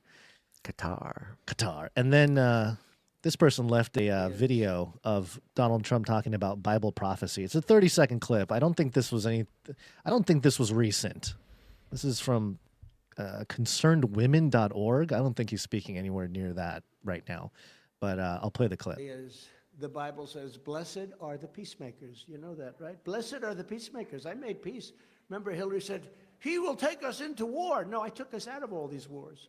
So there you go. That's, referencing some scripture to, bloviate his own. He's working on it. He's working on getting his scripture put in there. Well, hopefully a lot of what I had planned is somewhat obsolete now because, one of the big things that was a big scare on the internet right after the whole Operation, Midnight Hammer, was that the sleeper cells in the United States, all these folks waiting in the United States to attack Americans from Iran, these Iranian, I don't know what they would be called. Terrorists? Yeah, I guess. Sure. Yeah. They would, have a reason to start going off on the United States. The DHS.gov had published the summary of the threat to the United States on June 22nd. And it says the ongoing Iran conflict is causing a heightened threat environment in the United States. Low-level cyber attacks against U.S. networks by pro-Iranian hacktivists are likely, and cyber actors affiliated with the Iranian government may conduct attacks against U.S. networks, which is interesting. We just had that humongous leak of all the past 17 billion passwords from Apple and Google and, right? Everywhere. So this was the biggest, timing of that is just incredible. The biggest new data leak in history. Now, big ones come out, but you can tell it's just like a conglomeration of a bunch of previous little ones. Just in case, and especially for people who have parents of a certain age, there was a huge data leak that happened, and 16 billion passwords. So 2 passwords for every human on Earth, basically. So if you're a human on the internet, you probably have data leaked in this thing. Not as alarmist thing, but very real from your best buddy Basil. Go change your passwords. Just go change them. And don't, at least for the next maybe month, ignore all emails and texts and calls from companies. If you did not specifically ask for an email or a text or a call from a company, especially your bank, especially your crypto, especially your whatever, if they're reaching out and they're like, oh, you got to change your password. Oh, there's something wrong with your account. Ignore it. Ignore it and call them directly, because I'm just going to bet the whole farm on the fact that 99.9% of those emails and texts and calls are going to be phishing scams or some sort of scam based on the data that just leaked about you. So seriously, protect yourself. Call your parents, tell them about what's going on, change your passwords now, because it's not a matter of if you'll be the one. With AI and everything now, you will start receiving phishing phishing scams. Very possible an extremely large number of people will get their crypto stolen, their bank stolen, their everything stolen. This is actually a really big risk. So please take it very seriously. Yeah, well, apparently the Iranian hacktivists are going to be scrummaging through all that to use against United States citizens because they just got a whole new trove of passwords to all kinds of stuff. Right. Iran also has a long-standing commitment to target U.S. government officials it views as responsible for the death of an Iranian military commander killed in January 2020. The likelihood of violent extremism in the homeland, independently mobilizing to violence in response to the conflict would likely increase if Iranian leadership issued a religious ruling calling for retaliatory violence against targets in the homeland. Multiple recent homeland terrorist activities have been motivated by anti-Semitic or anti-Israel sentiment, and the ongoing Israel-Iran conflict could contribute to U.S.-based individuals plotting additional attacks. So be scared. Anonymous had a message. Should we play the whole 2 minutes? Yeah, this is fun. The whole thing? The people have been around for a little bit. You'll remember Anonymous, the mask, the Guy Fawkes mask, hacking group with the Guy Fawkes mask. Almost certainly everything that comes out from Anonymous now is a CIA operation. But because there's no actual group, there's no leader, there's no nothing. Anybody can put out an anonymous video, and usually when an anonymous video gains a lot of traction, that makes me think that it's actually the CIA. But either way, let's play a little bit of this. This was their new one that just came out, I believe a little bit before the Trump action in Iran. Hello, my fellow citizens of America and others across the globe. This is the Architect, speaking on behalf of Anonymous. 17 days remain until we release everything. But first, there's something we feel the need to bring to light now. It may not be able to wait. This is not a drill. This is not speculation. This is a warning based on extremely reliable intelligence. We have acquired verified information that a major attack is being planned on domestic soil.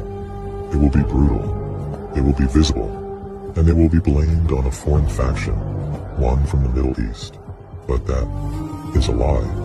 The operation is a false flag, orchestrated not by a foreign enemy, but by an elite shadow alliance within a nation that poses as our greatest ally, but instead is a hyper-militarized power with deep influence through sexual blackmail in our intelligence, government, and media sectors. The goal? To drag us into their war, under the guise of retaliation. I think that's enough. The Middle Eastern music in the background, like wow, wow, makes it more real. So they're obviously, they're obviously implying that Israel will do some sort of false flag. This was posted on June 17th. 17 days after that is July 4th. So July 4th is the watch out day, coming from Anonymous or somebody pretending to be anonymous. I mean, the thing is, anybody is anonymous. That is, that's kind of how the group works. Is if you just say you're anonymous, then you're with Anonymous. So who knows? It's it came out a few days before everything blew up in Iran. So, could just be a part of some engineering for that, could be some counter intel, could be some sort of Arab Spring operation in the United States. I don't know. But that is out there. So keep a head on your shoulders. Yeah. And I brought up earlier the religious issue, which is the sort of ethno-religious issue. It is part of this operation, and I think the divide and conquer continues here. But one of the things that I noticed was the first cyborg senator, John Fetterman. Do you remember him? We've been tracking him. He's sort of the interesting guy that shows up to Congress in like a sweater and shorts. Mm-hmm. And he went into a mental hospital for a little bit and had some issues or whatever when he was first elected. U.S. Senator John Fetterman, who is a Democrat, came out and said this: "As I've long maintained, this was the correct move by @POTUS," meaning Trump. "Iran is the world's leading sponsor of terrorism and cannot have nuclear capabilities. I am grateful for the salute the finest military, or grateful for and salute the finest military in the world. And he shared a screenshot of Trump talking about the hit there in Iran, the nuclear facilities. So, I mean, are there other Democrats coming out and supporting Trump in this? You know, Fetterman's a very interesting character. He seems to be sort of he's really put in back there and to disrupt forth. a little bit of the status quo. So I think he's right on his brand, so to speak. But yeah, you know, just one of these things you got to keep an eye on. And of course, if we're talking about the military-industrial complex and the CIA, one of the fellas I've been tracking, Andrew Bustamante, the everyday spy. Remember the former CIA guy who sends emails every day to help you out with your life? I think the tagline was something to the effect of like, get all the benefits of a CIA agent without having to kill anyone, or something like that. Here he is with Mario Naufal, who also it's an interesting character. Mario Naufal, for those of you who don't know, he's pretty big on X. He's one of these guys that he does news. He does, you know, a bunch of breaking news type of stuff. It's a little sensational, but he's very popular. He's got a big following. And he interviewed Andrew Bustamante regarding this Iran-Israel issue to get the hip young CIA or ex-CIA, quote-unquote, agents' take on things. Do you think Iran will try to target high-level officials, Israeli officials as well? I don't think it can do that right now. I don't know that that Iran has the capability or sophistication to be able to do that. I also don't know that they have the intelligence required and the fidelity required to be able to do a similar strike as what Israel has done to them. How effective is Iranian intelligence? I think it's the IRGC and the MOIS, I think it's called. Do you know how effective those are? What would you expect them to be? MOIS is a relatively effective tool. IRGC is a highly effective tool. But the problem is that they're both very small and they're both very limited in terms of their scope of operations. They don't have Palantir backing them, is what he's trying to say. And of course, they would downplay Iranian intelligence if, especially in the U.S., if there's threats against U.S. officials or maybe Israeli officials, if the United States, maybe the bad side, were the ones coordinating some of that stuff. So even if you were to call on the full strength of MOIS and the full strength of IRGC, they'd be able to do something damaging, but they wouldn't be able to do something critically or strategically imperative, kind of like what we've seen with Israel. Israel's able to take Mossad and use Mossad in a broad aperture that is also complemented by Air Force and complemented by military and ground forces. Iran is unlikely to be able to do the same kind of thing. All right. So there's some insight there from ex-CIA Andrew Bustamante on the Iran-Israel issue. We also have Candace Owens. Yeah. Go ahead. Did you have something to say about that? I was just going to say, I mean, just in case anybody's new, there's no such thing as ex-CIA. Yes. I keep saying it as a tongue-in-cheek situation. Anybody claiming to be ex-CIA is just now a person meant to influence people who might have respect for an ex-CIA agent or whatever. They're fifth-generation assets, Yeah. And on the other side of this, I find this very interesting, especially in this country. We've seen the Israel issue come to a head in the truth-seeking community, if you will, or the alt media. And Candace Owens has been someone we've been kind of keeping track of loosely, or at least I have, since, especially since she was with Daily Wire and then she left, and I was making commentary on what that meant at the time, that we would start seeing the end of a quote-unquote Judeo-Christian fabric of the United States, that that would be highly debated, and here we are, we're sort of playing it out, living it out here. But Candace Owens basically came out and compared Benjamin Netanyahu to Hitler, straight up. Said Gaza is a concentration camp where an open genocide is taking place. It has taken Goebbels levels of propaganda to try to convince the world it isn't happening, but it is. Just like Adolf Hitler, Bibi Netanyahu is an ethnocentric imperialist monster. And we will make sure the world remembers what all of you supported when God has his vengeance. With enough time, I'm sure Hitler would have been very open to similarly running a sophisticated global blackmail ring with Jeffrey Epstein, and perhaps would have even orchestrated the assassination of a sitting president and conducted false flags, yada, yada, yada. And so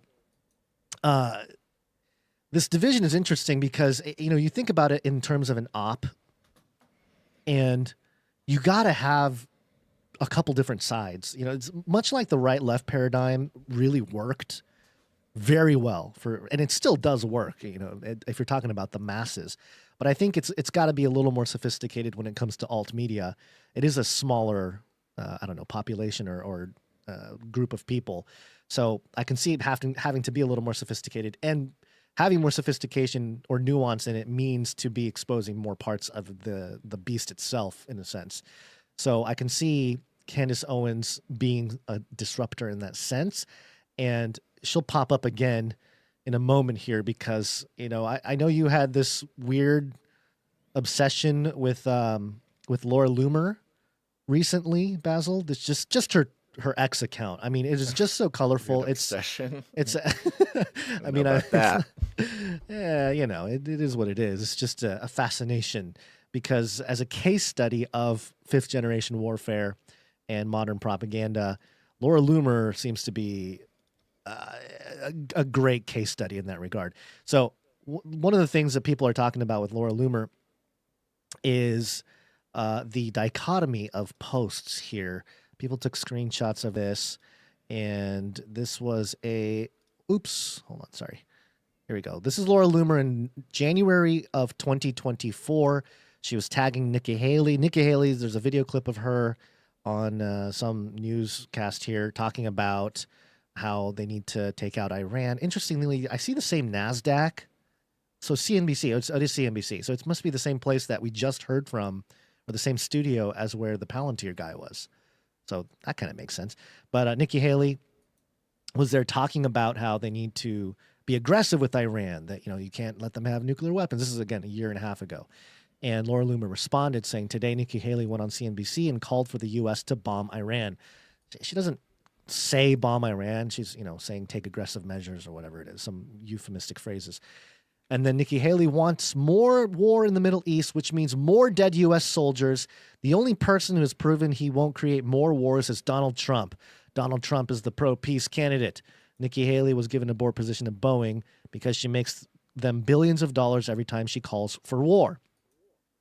So that was her saying Trump is this peace guy that's not going to start war. And then, of course, after the dropping of the Operation Midnight Hammer, President Trump saved Western civilization from a nuclear holocaust, screenshotting Trump's, announcement on Truth Social that those nuclear sites in Iran were hit. So, yeah, people are pointing out the contradiction with supporting a non-war person with someone who did, took aggressive measures some would call a war. But back to Candace Owens here for a second. This is something else that Laura Loomer shared. Apparently on Iranian TV, they're quoting Candace Owens and Nick Fuentes as part of their propaganda. But this individual here breaks it down a little bit. Again, this was shared by Laura Loomer. So Laura Loomer is, as far as I understand, in agreement with this guy who's commenting on this. اعمالش رو عادی سازی و یا توجیه میکنن به هم میخوره. این کشور تشنه خونه و مشابهی نداره. من به همه هشدار دادم که اگر ترامپ به قدرت برسد همین اتفاق میافتد و به همین دلیل به او رأی ندادم. با مخابره تصاویر آثار حملات You didn't believe me. Candace Owens and Nick Fuentes are getting promoted on Iranian state TV. Did you? That's in Farsi. And I'm telling you, that's legit. Yeah, the same government that murders innocent girls who just want freedom. And you saw Nick Fuentes, a popular Mexican-American LGBTQ influencer. They say America first in America. Okay, what is he talking about there? Nick Fuentes is LGBT. I mean, I know there's some weird accusations. No, so that's a funny. So this is hard to dissect. So yes, of course, for those who are watching, he put up, an image of a Nick Fuentes with a big mustache and fit the description. Yeah. I don't know what to tell you, man. I don't know if this is. I do know that Nick Fuentes was shown on Iranian television, and Yes. I guess Candace Owen was as well. And both of them are, kind of anti-establishment. Don't bomb Iran. We don't need another war type people. Yes. So it kind of makes sense that they would look for like an American influence to voice, put on Iranian television. I have no idea what your guy here is doing. It kind of sounds like he's just coming to make fun of Nick Fuentes or something. No, I think he's trying to make the point, and because Laura Loomer reshared this whole thing here, they're trying to make the point that Israel thus is justified, is in aggression against Iran because the same sort of whatever woke people. You don't think this is just an op to discredit Fuentes and Candace? Oh, I'm sure that's that too. Yeah, of course. But I'm just saying what they're saying, as far as the commentary that they're making. Let them finish here. LGBTQ influencer. They say America first in America. But in Farsi, it sounds like Iran first over there to me. So the big question, is their message American and their money is Iranian? Wait. You're telling me that the same influencers who are scared of Iran's next move aren't scared of getting nukes?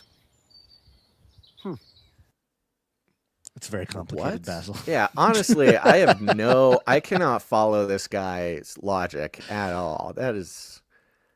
Well, maybe Laura did you? Because I did not follow No, that it breaks whatsoever. down. No, at first it kind of made sense.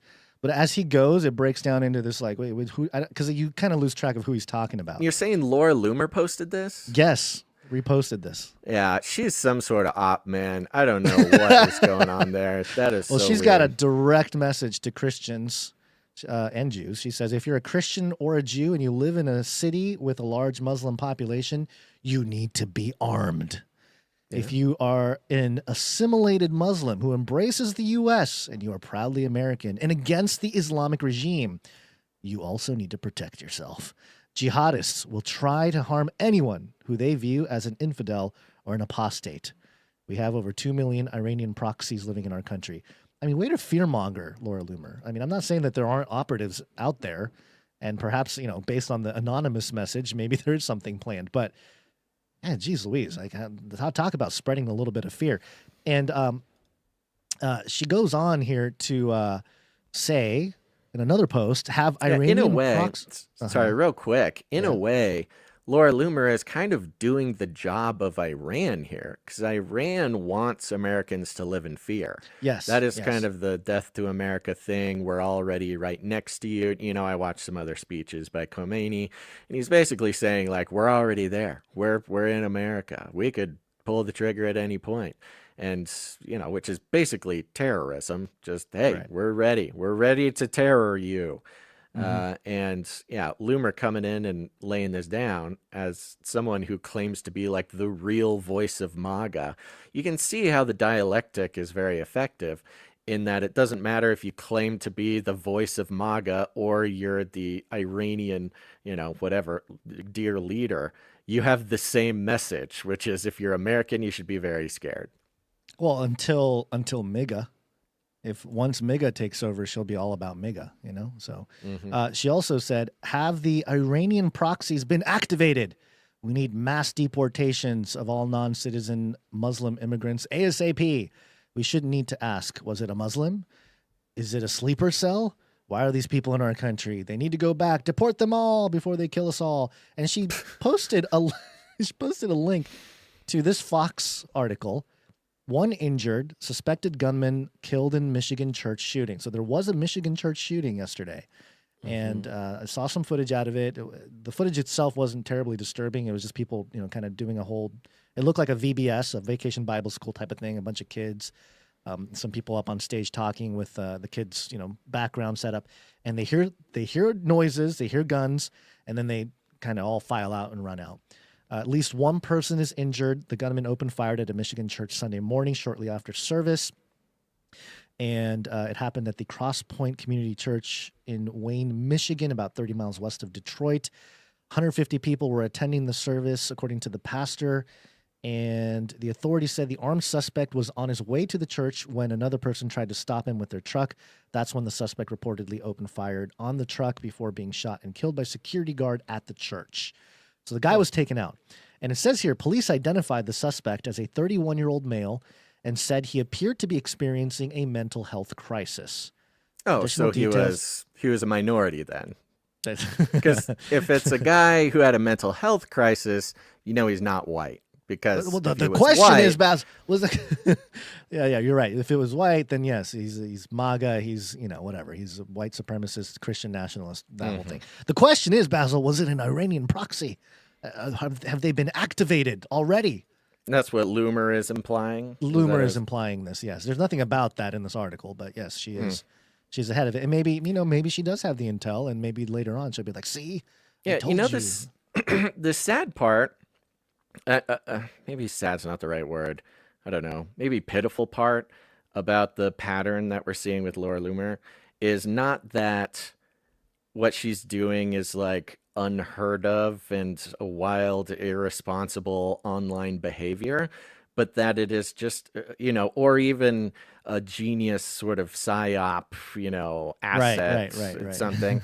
It's that she's just doing what the mainstream media does. Like, it's just classic CNN, It's just done through a person. She's just tweeting it. She's just like a one-person CNN, like connecting unrelated things without the details and just like spouting ideology basically. And her whole thing is like a huge purity test. Like every tweet of hers is a purity test. Like if you're not this, you're not MAGA. If you're this, if you don't think this, if you disagree with Sith me, speak in absolutes. Yeah, then you're not MAGA. You're not MAGA. You don't even really love Trump. I love Trump. You don't get it if you're not blah blah blah. It's like all she ever says. And so to come out and lay this out, like honestly, I'll just say totally on par with a CNN take on something. It's like, oh, you're just kind of. Yeah, I mean, you might be right. She might be the legacy media, like the remnant of the legacy media platform through a person type of thing going on. Yeah, I mean, you mean sort of like spiritually or spiritually, something? yeah. I don't think she was in the media, but no, that's not. No, yeah. As an adopter, like handing off the baton, because obviously the people that were there before are not doing a good job of. Either they have to completely go on the other side or, whatever to go. I don't know if there's that much of a connection, but certainly she's just doing what the media did forever. And what is she? She's tweeting just like all day, right? She just needs to throw something she got her out. show. Look at this. She said this. There was a picture during Trump's speech about the Operation Midnight Hammer. It was him speaking at the podium. He had J.D. Vance behind him. To his right, like over his right shoulder, and over his left shoulder is Marco Rubio and then Hegseth. And Laura Loomer's commentary here is, all men standing behind President Trump will be presidential and or VP contenders in 2028, which is funny because isn't J.D. Vance already the VP? Aren't they already in the presidential cabinet? But she's Laura not really Loomer actually saying anything here. No. Showing... She's crowning the 2028. It'll be Vance Rubio ticket, or Vance Hegseth maybe. It's just I don't see how this is of any import at all. It's a picture of the 4 highest ranking Republicans. And she's saying, these are the 4 highest ranking Republicans right here. It's going to be the future. Okay, thank you.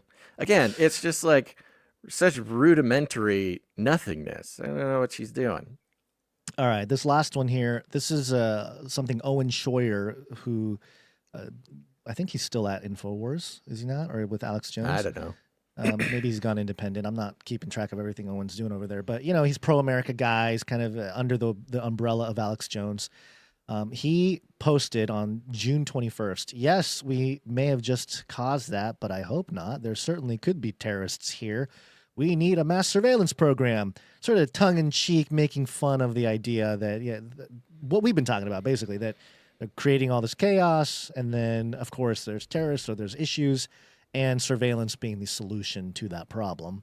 And Laura Loomer responded to Owen in a personalized letter that she published on X. She said, Owen, why can't we aggressively protect our country? I don't want my country to be conquered by Islam. Jews and Christians need to unite to preserve our values. And yes, we do need to surveil jihadi mosques and sleeper cells. We need to increase mass deportation. We have 3.5 years to get this done, or we will turn into Europe, where the grocery stores are full of women in niqab. Niqab. The air lingers with mirror oil, and Arabic is spoken instead of English. We can't live in a country where rape culture and honor killings are normalized. We need to take our country back and combat the threat of Sharia supremacy. The enemy is among us. We should be united in this cause. So who's the what in the world? No. This is all for pro Palantir style surveillance. That's that's what it is. I know. It's straight up. It is pretty wild. Because if you're reading this, by the end of it, you forget that it's about the surveillance thing, right? By the end of it, you're like, oh, you're right. The terrorists are going to get us. We better join up. I don't think anyone's actually changing their minds because of Laura Loomer's posts here, but it's just an interesting study. I think when you're talking about fifth generation warfare, we have different case studies, individuals and or organizations we're looking at.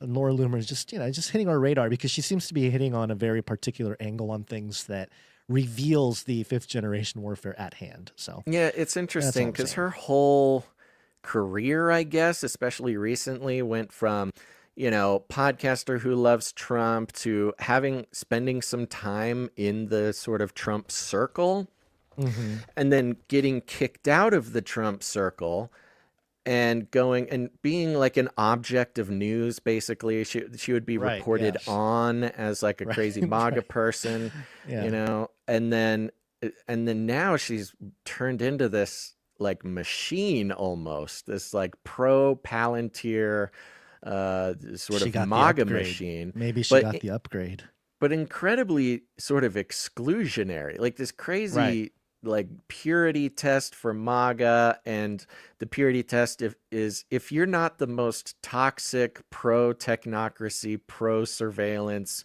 Republican establishment person, then you're not MAGA. And I think in the end it's really, it's very possible that she is sort of a tool to kind of just destroy MAGA. I don't know if you could hurt the MAGA reputation among half of the country any more than it already is. But what she's kind of starting to do is hurt the MAGA reputation amongst the other half of the country. Right. Yeah. It's right. It's not from the mainstream media per se that's doing it. It's from one of their own who is maybe, too zealous or something, or too passionate about a certain issue that ends up dividing or, crumbling MAGA. And it's really all about insisting on the pro-Israel model of it things, is. That's the issue. Yeah. Unfortunately. And that brings me to this article that I wanted to do real quick. It's got to be biblical. Oh, you know what, Basil? Shoot, this is my fault. Jonathan F., I apologize to you. We had a Pakistan versus India jingle. What's the difference between Pakistan and a pancake? I don't know any pancakes that were nuked by India.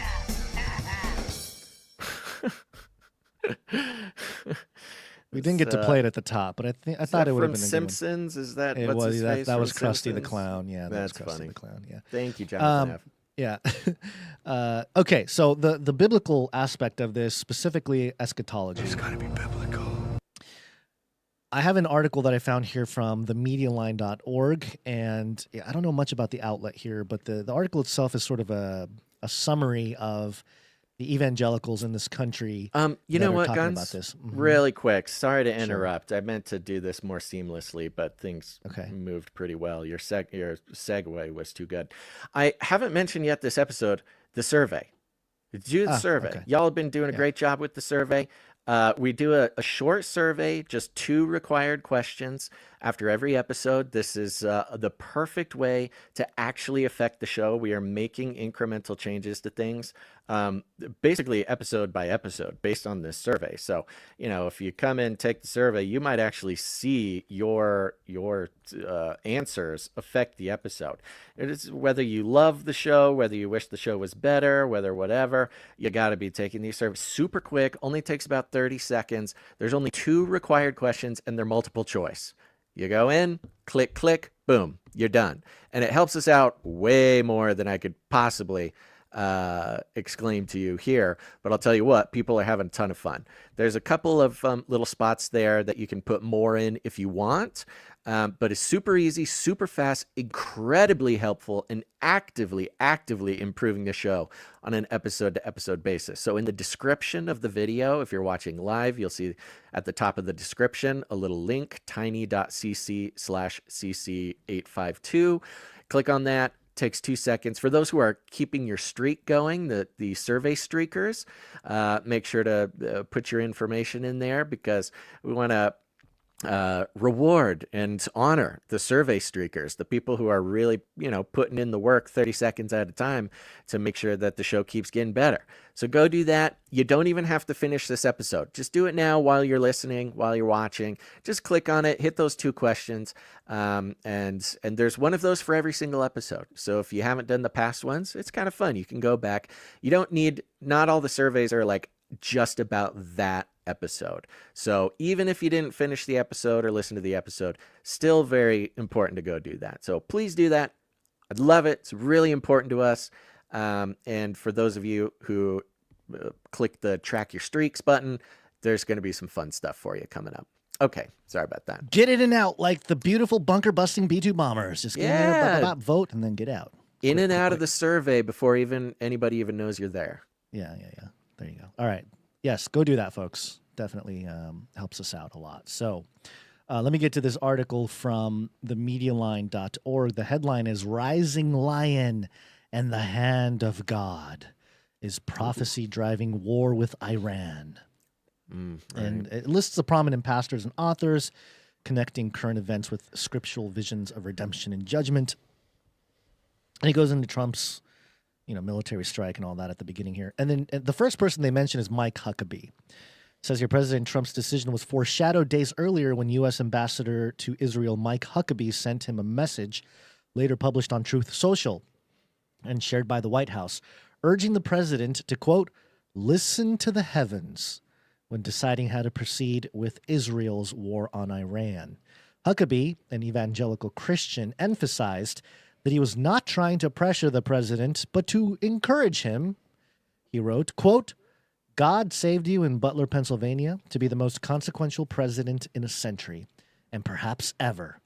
He added, quote, there has never been a president in my lifetime like you, not since Truman in 1945.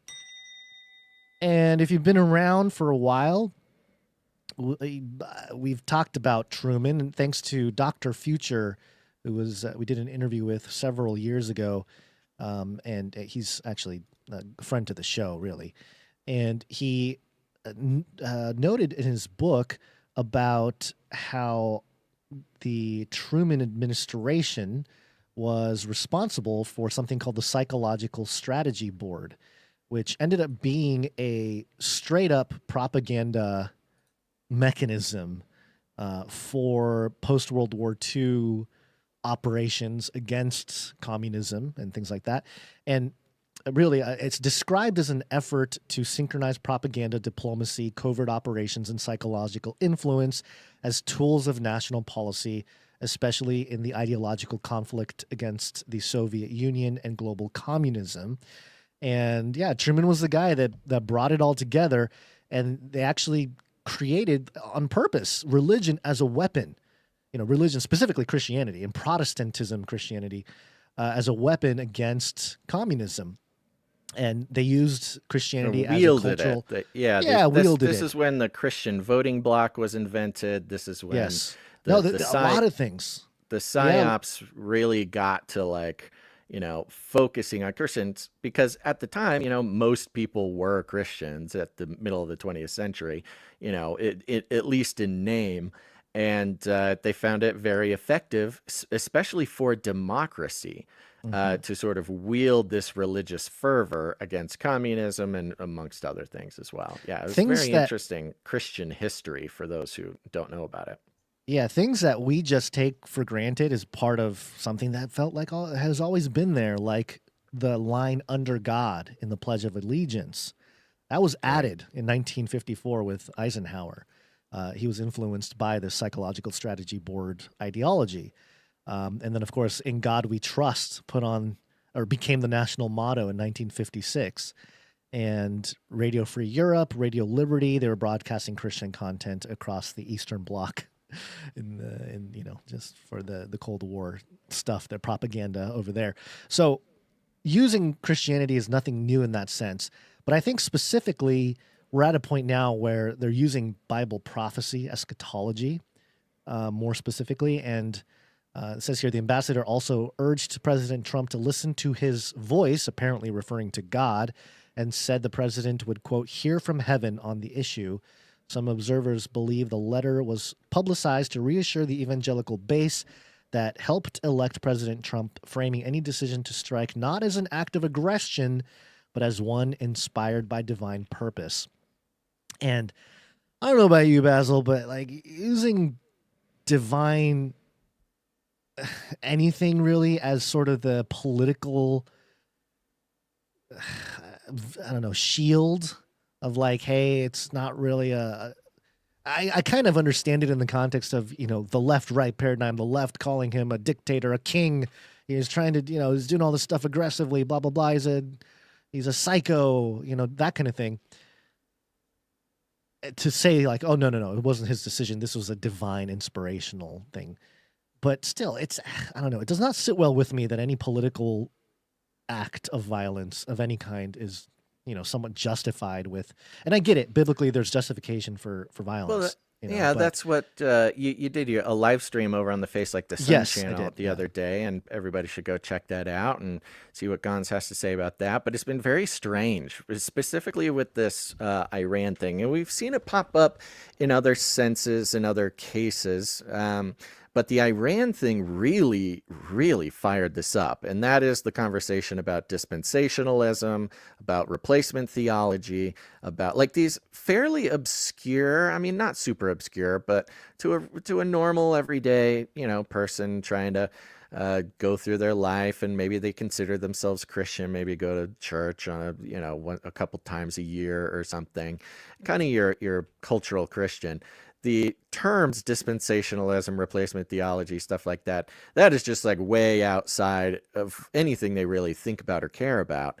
But ever since this Iran thing popped up with Israel this time, just like a week ago, mainstream articles and mainstream clips on mainstream news, this big theological discussion about dispensationalism and who's the real Israel, and strictly from the biblical and prophetic perspective. And then that led, folks like Ian Carroll to like do pieces on the Schofield Bible, and to even the alt mainstream non-religious media sphere is suddenly like diving in and getting really invested in fairly obscure theological points over the past 100 or 2 years, which is again going back to, we see the CIA kind of operating from a Christian perspective now. We've seen obviously the public, at least the younger public, males in the Gen Z, have been swooshing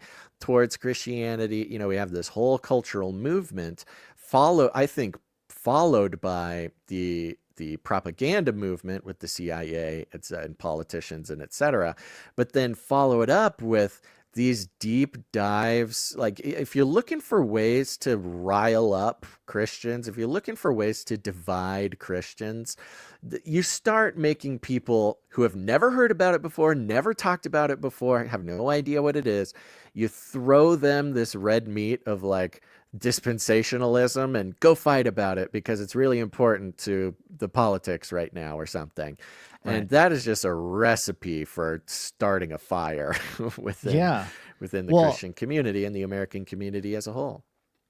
It would be beneficial for us to get on TikTok now, apparently, because I've never used TikTok. Okay. I don't even have it on my phone, nothing.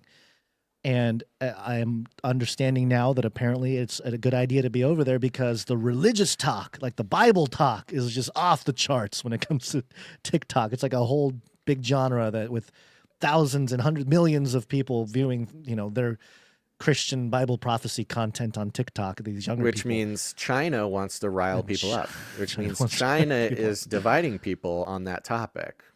Possibly, yeah. Okay, so back to this article here. And it cites Greg Laurie. Now, I have nothing personal against Greg Laurie. I don't think he's like a heretical thing or anything like that.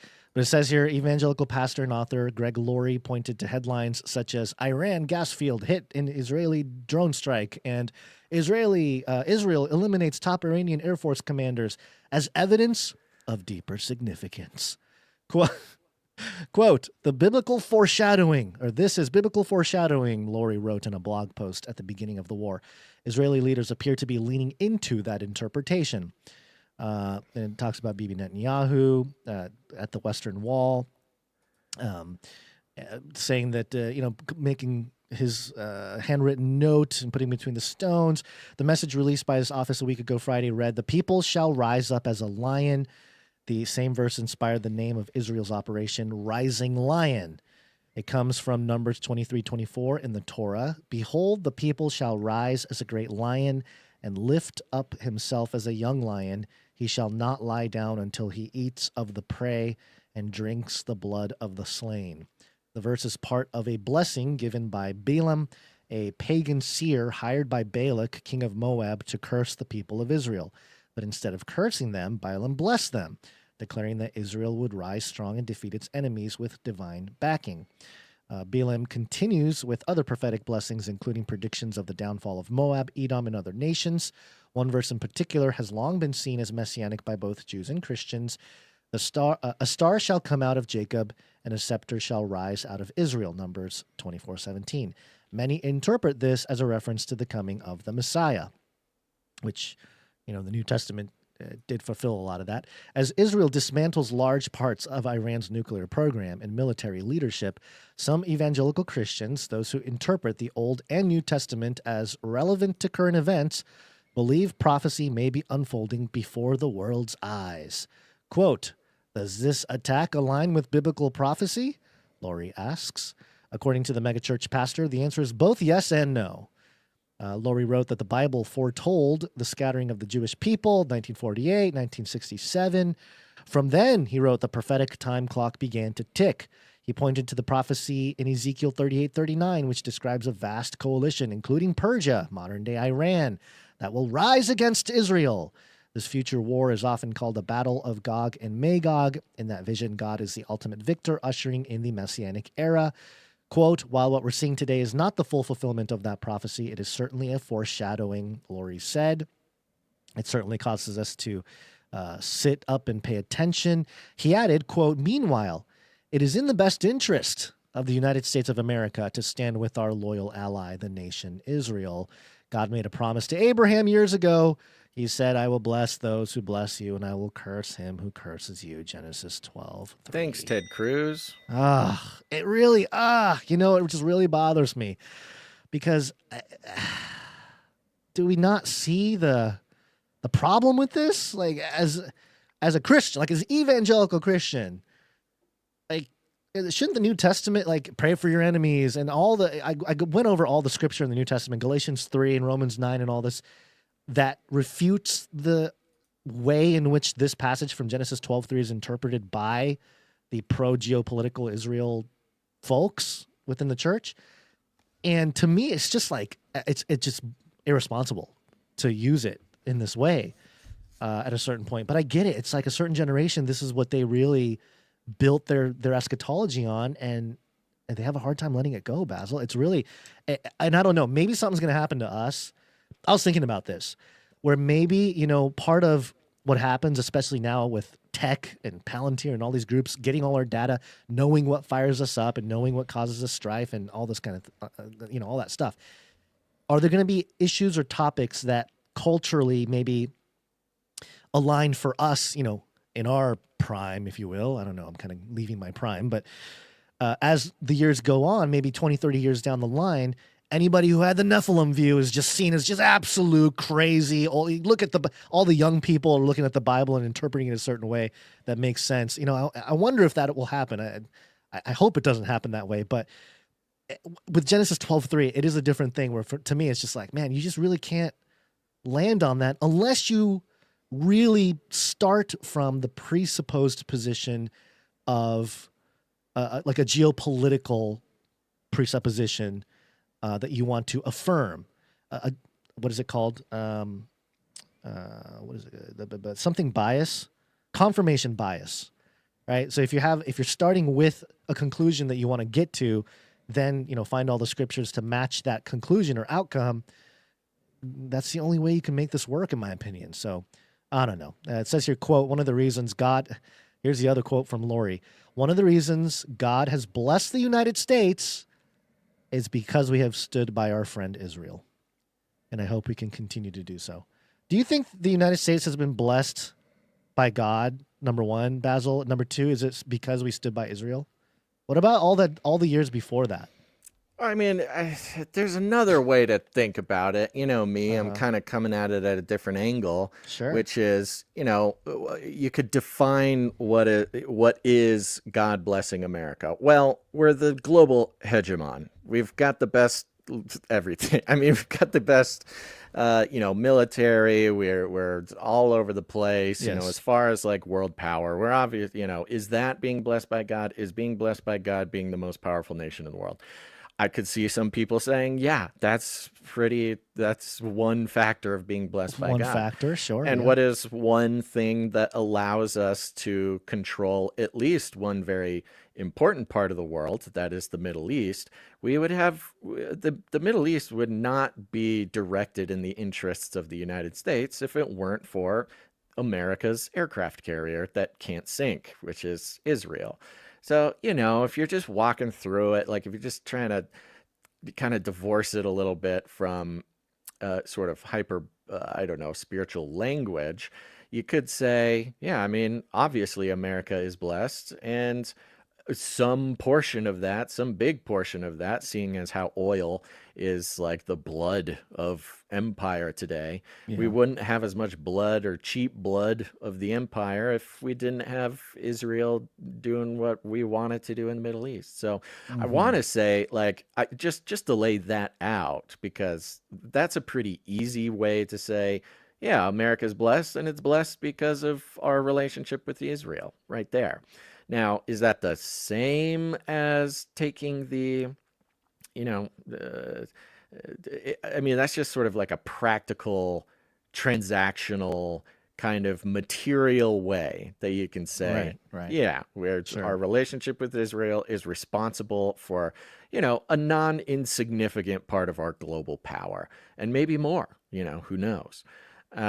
So I could see how someone who looks at it that way would have a very hard time saying, being convinced otherwise. So I only say that to say I totally understand. I'd be lying if I said I didn't understand someone who was like, hey, just look at America. We're obviously blessed. And look, our relationship with Israel is responsible for a huge portion, fraction or whatever of what we could define or quantify as being blessed, which is usually money and power and stuff like that.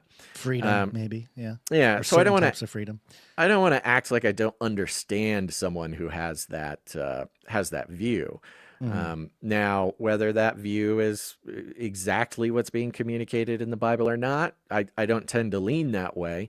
But yeah, you know, again, I mean, yeah. I think you're making some sense there with the practical application of this, but again, you're looking at a very small time period here. United States being a pretty young country, Israel 172 being even years, less, even more young. the modern nation state Israel being even less, right?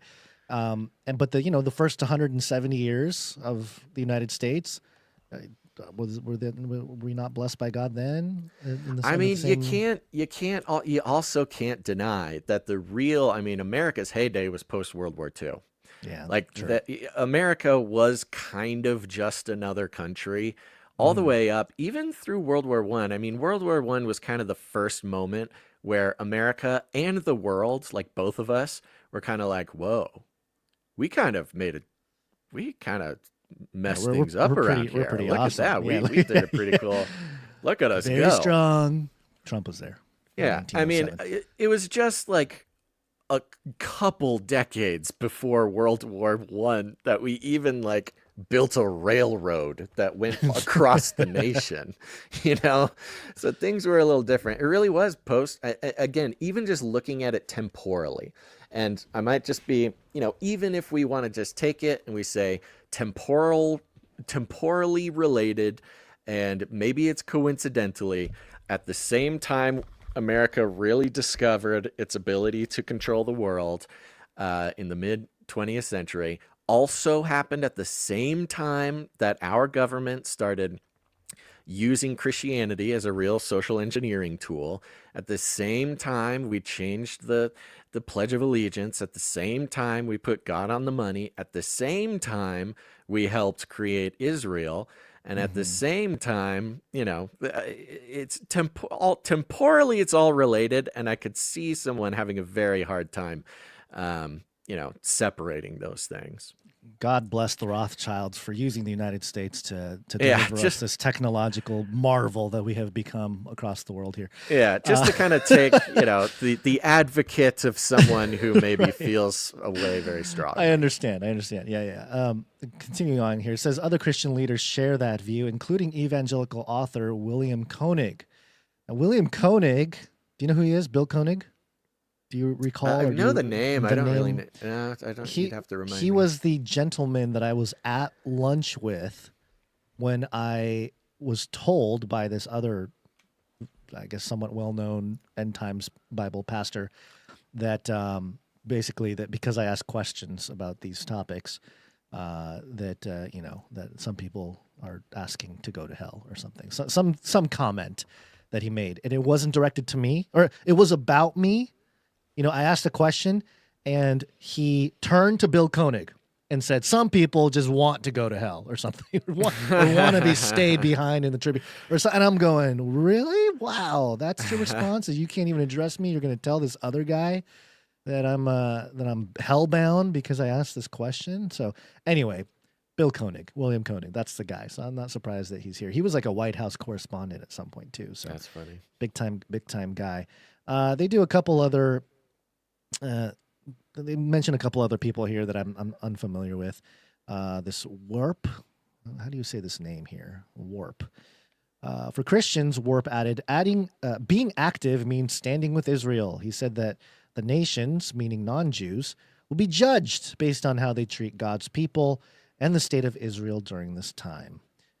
Quote, today is the day to pray for Israel as attacks on Iran's terrorist regime will likely result in counterattacks, wrote John Graham, pastor of Prestonwood Baptist Church in Plano, Texas on X. We pray for the peace of Jerusalem as we stand with Israel. What about praying for your enemies?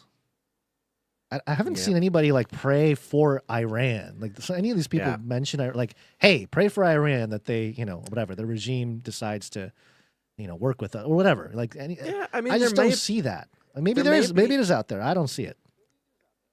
Well, there may be a sort of old covenant, new covenant type of issue here. Because, of course, modern Jews, they're going to be old covenant folks, and Christians are supposed to be new covenant folks. But usually the people who, are holding these positions, like the folks you're talking about in this article, they tend to really lean pretty hard on the Old Testament. and take it. And that's really where the big problem you're talking about comes from, is when you take Old Testament principles and Old Testament, pieces of the Old Covenant, and then compare them to the New Testament, New Covenant. That's where a lot of this gets very difficult.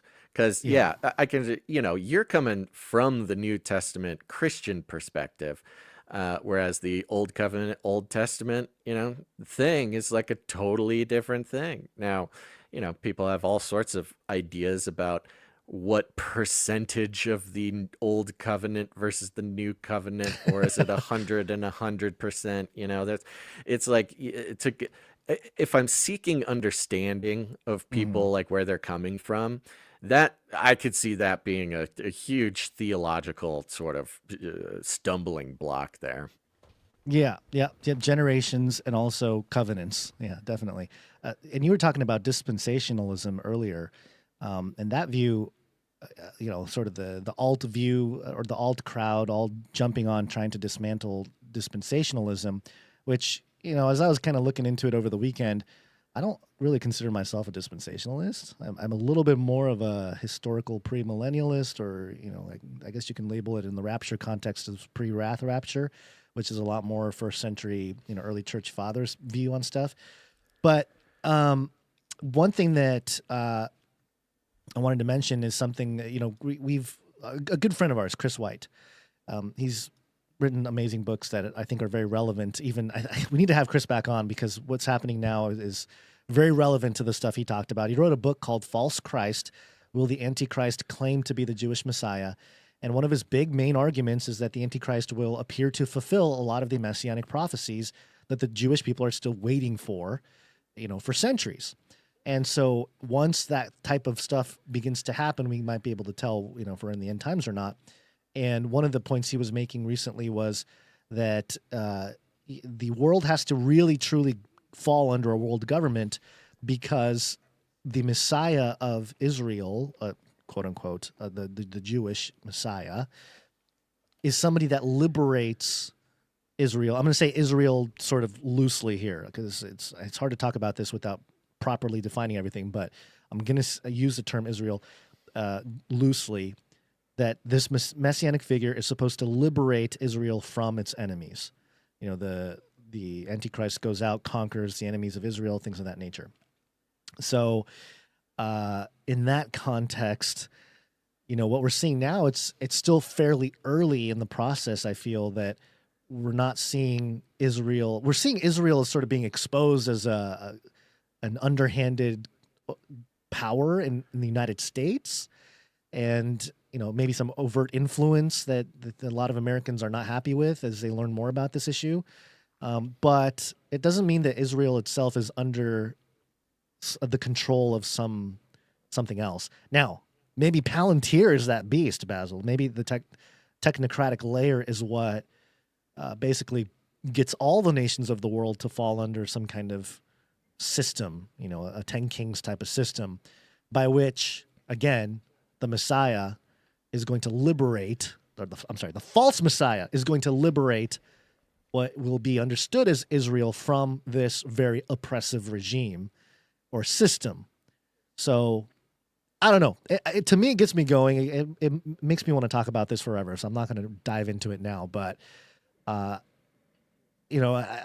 would hope that people are being exposed to these issues with the entire gamut, the plethora of views that exist on it. Because, if you're just doing TikTok, or if you're just doing Laura Loomer or whatever, like whatever's out there, one view, you're not going to really get a deeper picture. You're just going to fall into bad hermeneutics supporting your current geopolitical whatever you want it to be. So I'm just trying to get people to not get stuck in that little rut, because I think it's hard to get out of. And we can see it. We can see how impactful it is, to the point where certain people have a hard time, stepping away from certain ways passages like Genesis 12 were used to justify geopolitics. So the main perspective that I have on the whole thing is, I think this whole thing, and this is to both affirm your position and the decently length live stream that you did on the Face Like the Sun channel. So if anybody wants to dive into Gonza's thoughts more, go to the Face Like the Sun channel and watch his most recent live stream there, where you can get a lot more of the details. You know, I still see working through X, working through the mainstream, working through Daily Beast, working through Laura Loomer, working through a lot of these big influencers or alt media people. The biggest thing is this is a dividing issue. And it's not just dividing the population, it's dividing Christians. It's dividing the body. Everybody. Yeah. And this, you know, that's why people get so fired up. Like even now in the chat, you know, people are kind of on the edge of getting pretty fired up. You know, every conversation gets fired up, and it gets fired up and so divisive because it's being made so political. And whether or not it's disingenuously, you know, an important conversation or not, or it's authentically important to have the conversation, either way. It is being boosted. It's being boosted on TikTok. We know China has their big red button. We know that if China doesn't have it, Oracle has it. We know that conversations playing out broadly on social media are primarily led by bots. And when not by bots, they're led by people like Laura Loomer, who have very interesting ways of, I don't know, supporting themselves and getting involved and finding their way into circles that is very difficult to get into. You know, this has been an important and long-standing conversation in the body for a very long time. But to be in a position where on the mainstream level, it's like the most important conversations Christians can be having, not just with the world, but with each other, and ultimately causing division, I think it's hard to disagree that there is some sort of influence that is really putting a lot of weight behind this, introducing people who may have never heard of the issue or even heard of the words dispensationalism or replacement theology or whatever.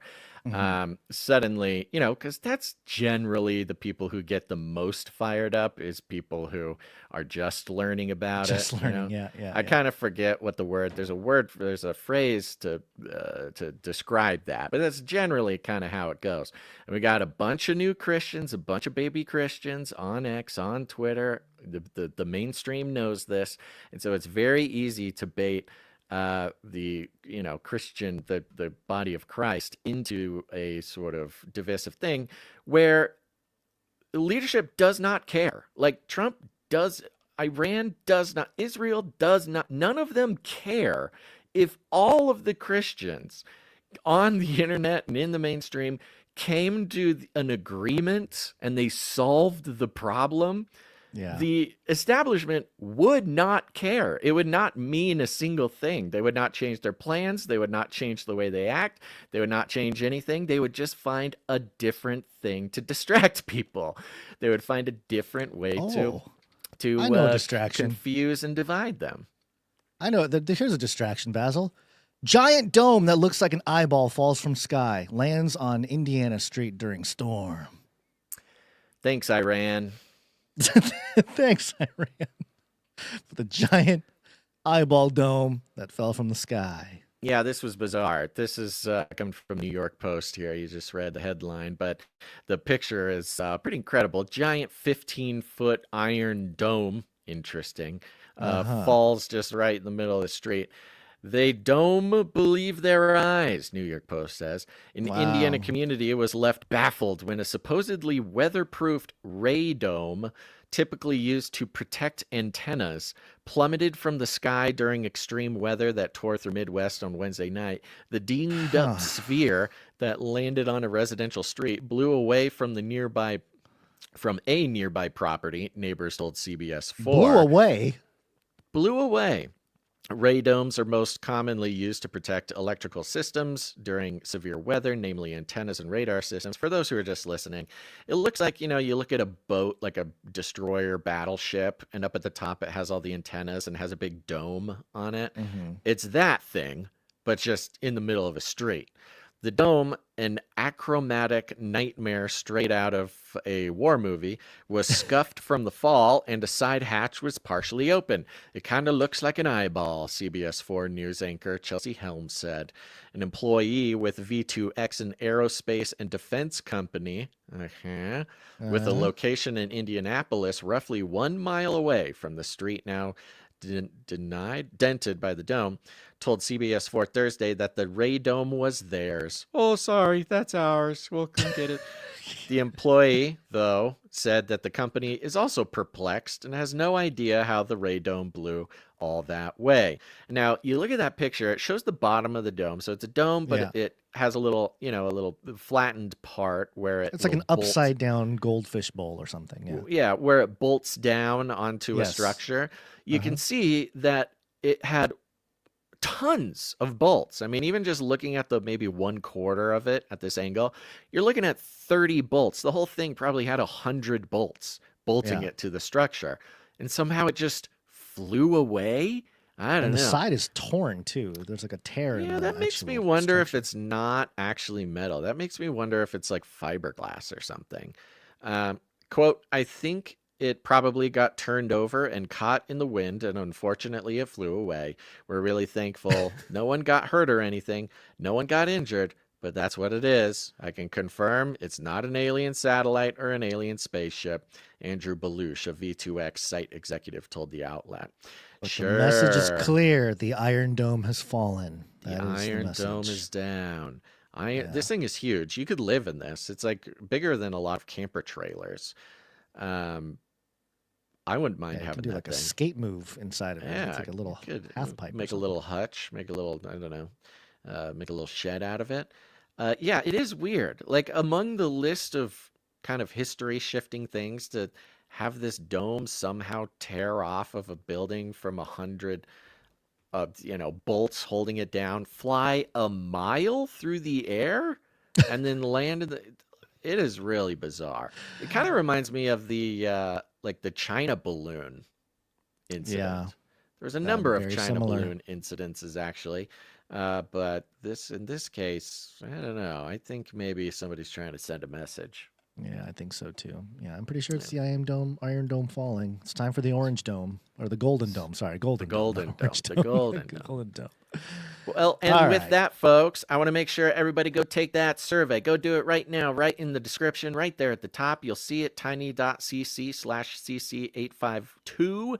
Go click on that. Take 30 seconds. Click, boom, boom. You're done. You can put in your email there if you want to track your streaks. Survey streakers, assemble. Let's go. We got some very important data we need to get. And you guys can, look, if you're unsatisfied with the show, if you are satisfied with the show, no matter who you are, you're going to want to take this survey. There's a lot of opportunities to have kind of a little bit of fun with it too, and people certainly are having some fun with it. So go do that. It's very important. And thank you to those who in the past have been taking the other numbers. The numbers are pretty good, and they're kind of very slowly getting better. So I really appreciate, especially those people who maybe have been ignoring the survey, just don't really have time, don't really desire it, just don't care. I really appreciate those who are like, you know what, I'll just do it real quick. I'll help Basil out. This is a big deal. So if that's you, thank you. If that's not you, please let it be you. Appreciate it. We don't want to take too much of your time. I've spent more time talking about it now on this show than it would take you to actually do it. Hopefully that's You would be done doing it by now if you would have just started when he started talking about it. I mean, that's an encouragement. Reminder, Canary Cry T-shirt council members. If you didn't get the message, Canary Cry T-shirt council members, if you want to change your size or your address, send an email to canarycrysupply@gmail.com. Very easy, canarycrysupply@gmail.com. If you want to change anything, if you don't want to change anything, just let it ride, baby. Let it ride. If you're not yet, you should get on the Canary Cry text message alert system. Big shout out to everybody on the text message list. We had a nice chunk of people sign up over the weekend. And here's the thing. The show is not safe. The show apparently has never been safe, and many of you who've been with us for years know this. But we are not out of the clear. Here's the thing: the algos don't like us, the platforms don't like us, the establishment doesn't like us.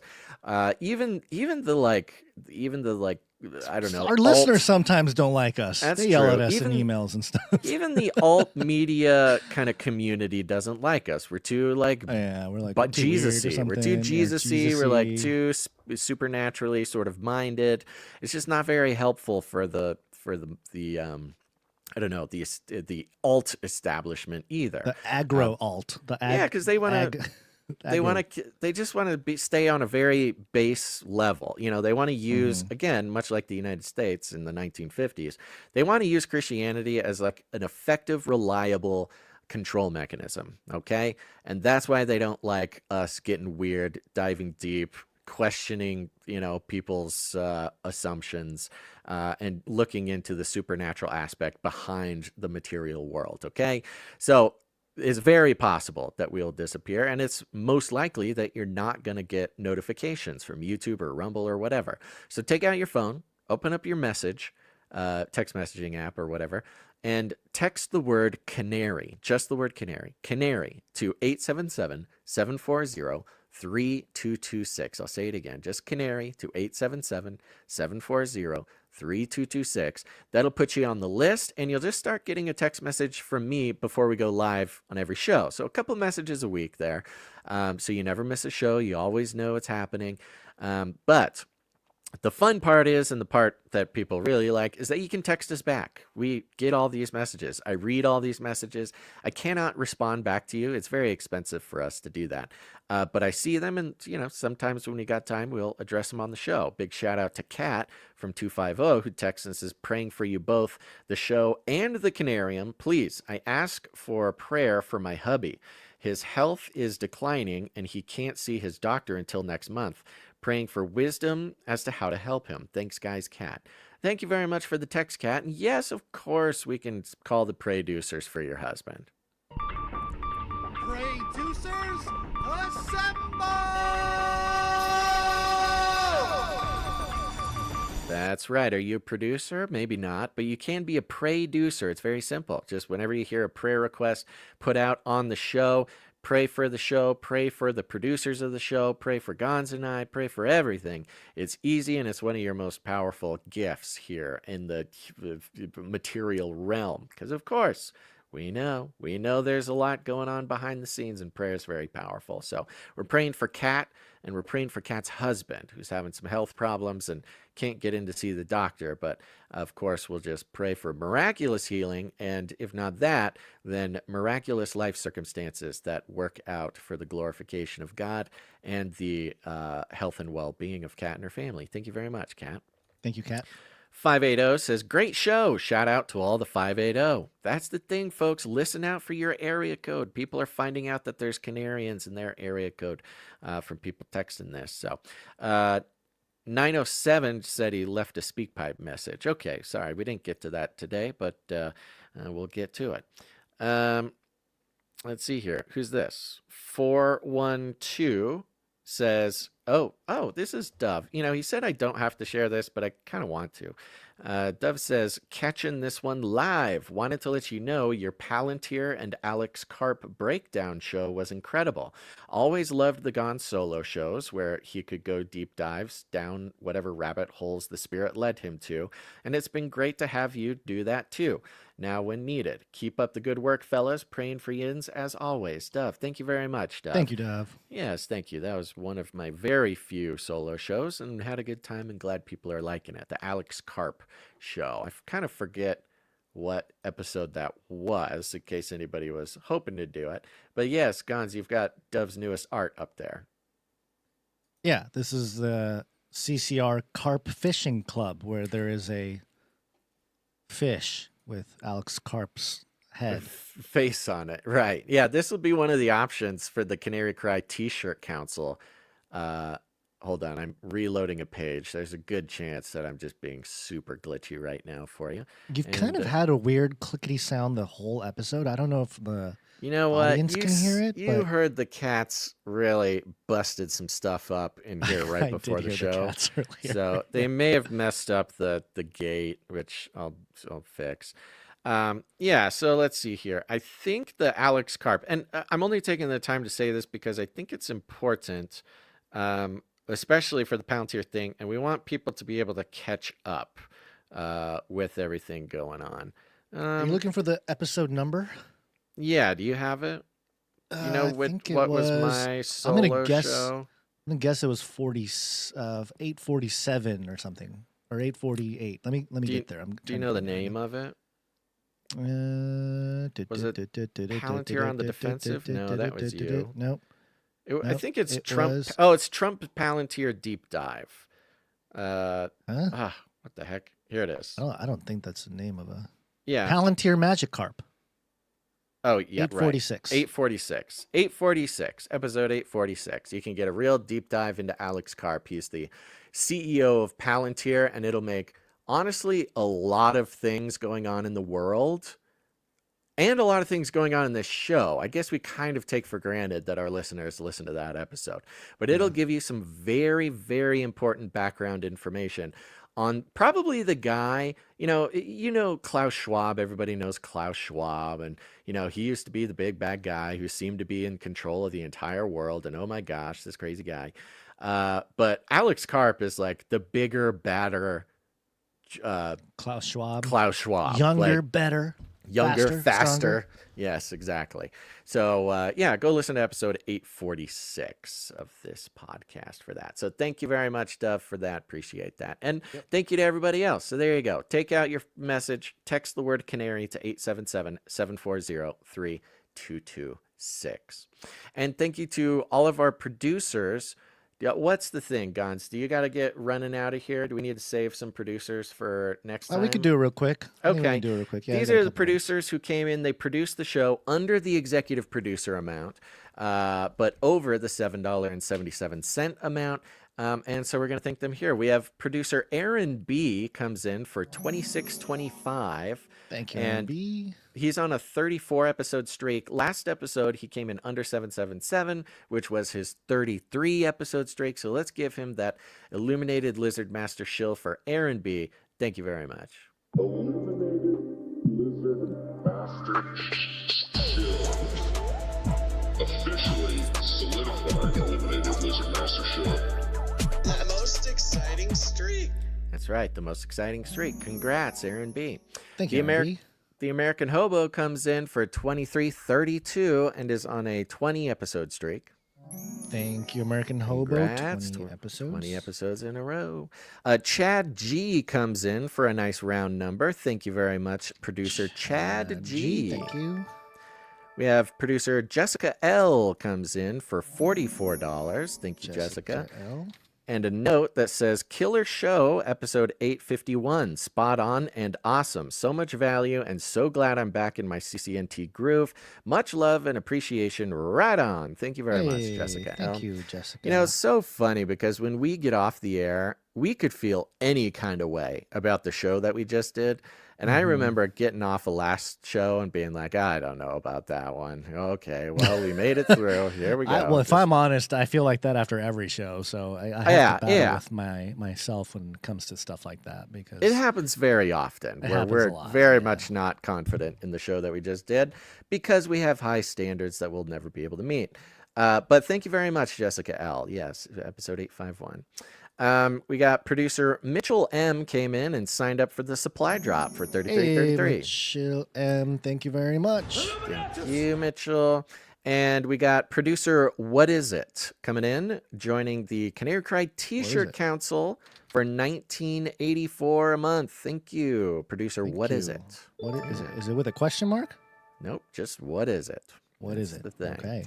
Thank you very much. And for those who come in under the $7.77 mark, I am still tracking your streaks. You guys are going. We appreciate it very much. And hey, Basil. Thank you. Yeah. Thank Who you was the first person we thanked? Not that we thanked for treasure just now. Just now was Aaron B. Aaron B. Okay, thank you. I just needed to write it down. Gotta write it down. Don't want to forget. And thank you to all of our producers, those who come in with their time, their talent, their treasure. We have some producers who come in. They help us with all sorts of things, and that includes the timestamps. Ah, yes. Well, I'm not ready for all this. I know. I need to really get on my game. Really catching you by surprise with this end of show routine that we've done now 852 episodes in a row. Timestamp, it's hard work. Timestamp. Thank you very much. Timestampers. Who do we have to thank today, Gons? I am getting logged out of everything. It looks like Morgan E. did Morgan E. episode Thank you very much, 851. Morgan Thank E. you, Morgan E. Appreciate Bless you, Morgan E. Making sure that we got these timestamps that will be added to the stream afterwards so that you come back, you remember something you liked, you said, oh, it's in that one episode. I got to go take a look. And you go there, you should be able to navigate with those timestamps pretty good.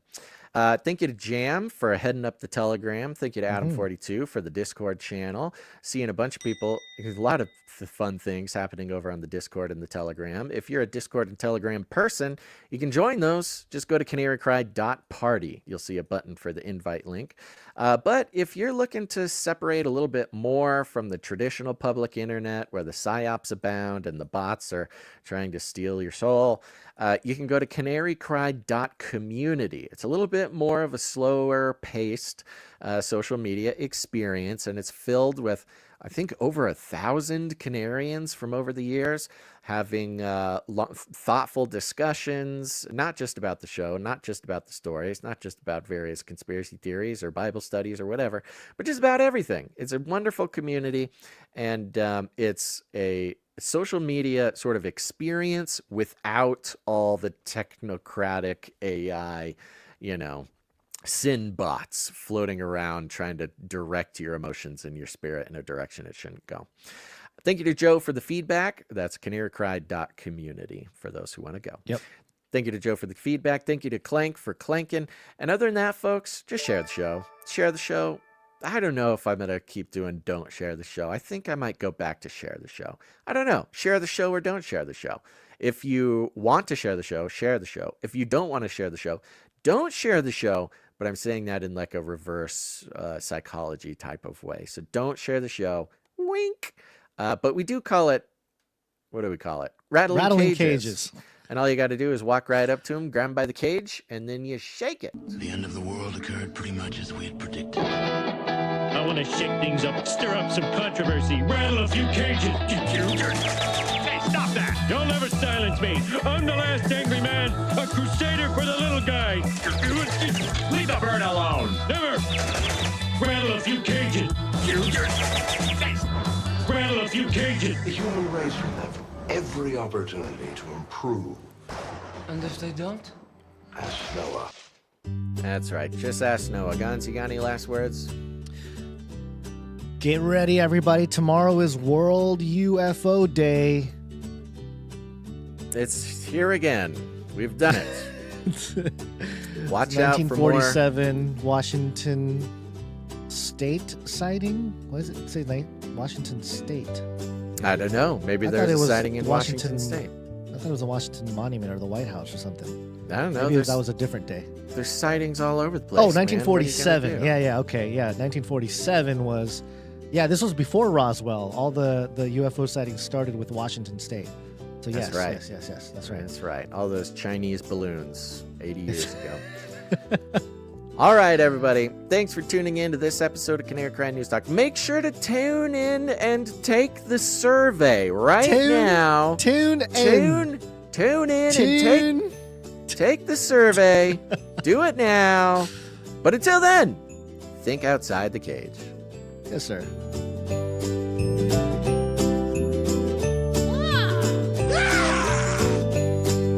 Toilets! Feed him more. Toilets! It will kill.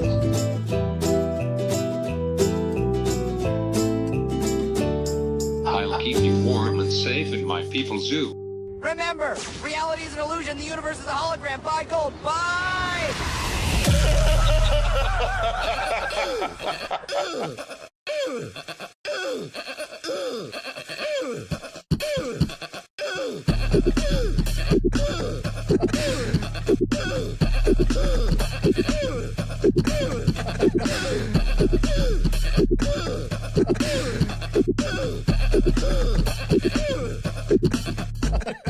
Fun fact, I believe it was Another fun fact.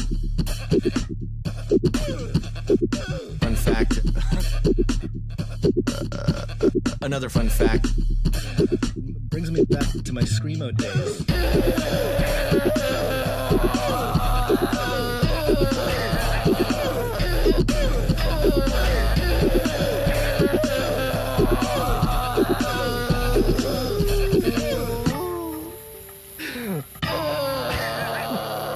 What do you think about the use of artificial intelligence or lavender by the IDF in identifying Hamas targets? And secondly, do you agree with Elon Musk about that the population decline is a risk for humanity?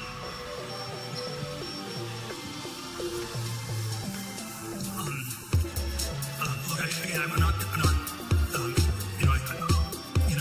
without going into all the details, I'm not on top of all the details of what's going on in Israel because my bias is to defer to. It's not for us to second guess everything, and I believe that broadly the IDF gets to decide what it wants to do, and that they're broadly in the right, and that's sort of the perspective I come back to. And if I fall into the trap of arguing you on every detailed point, I would actually be conceding the broader issue that the Middle East should be micromanaged from Cambridge, and I think that's just simply absurd. So I'm not going to concede that point.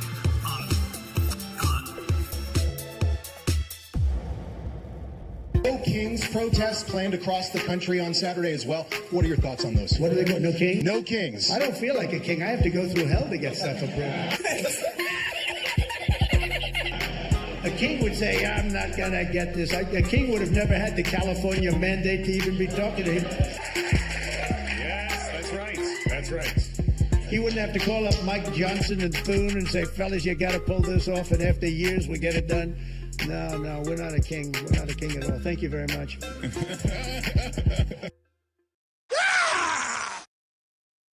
Value for value. We take no money from corporations, commies, or cartels. Canary.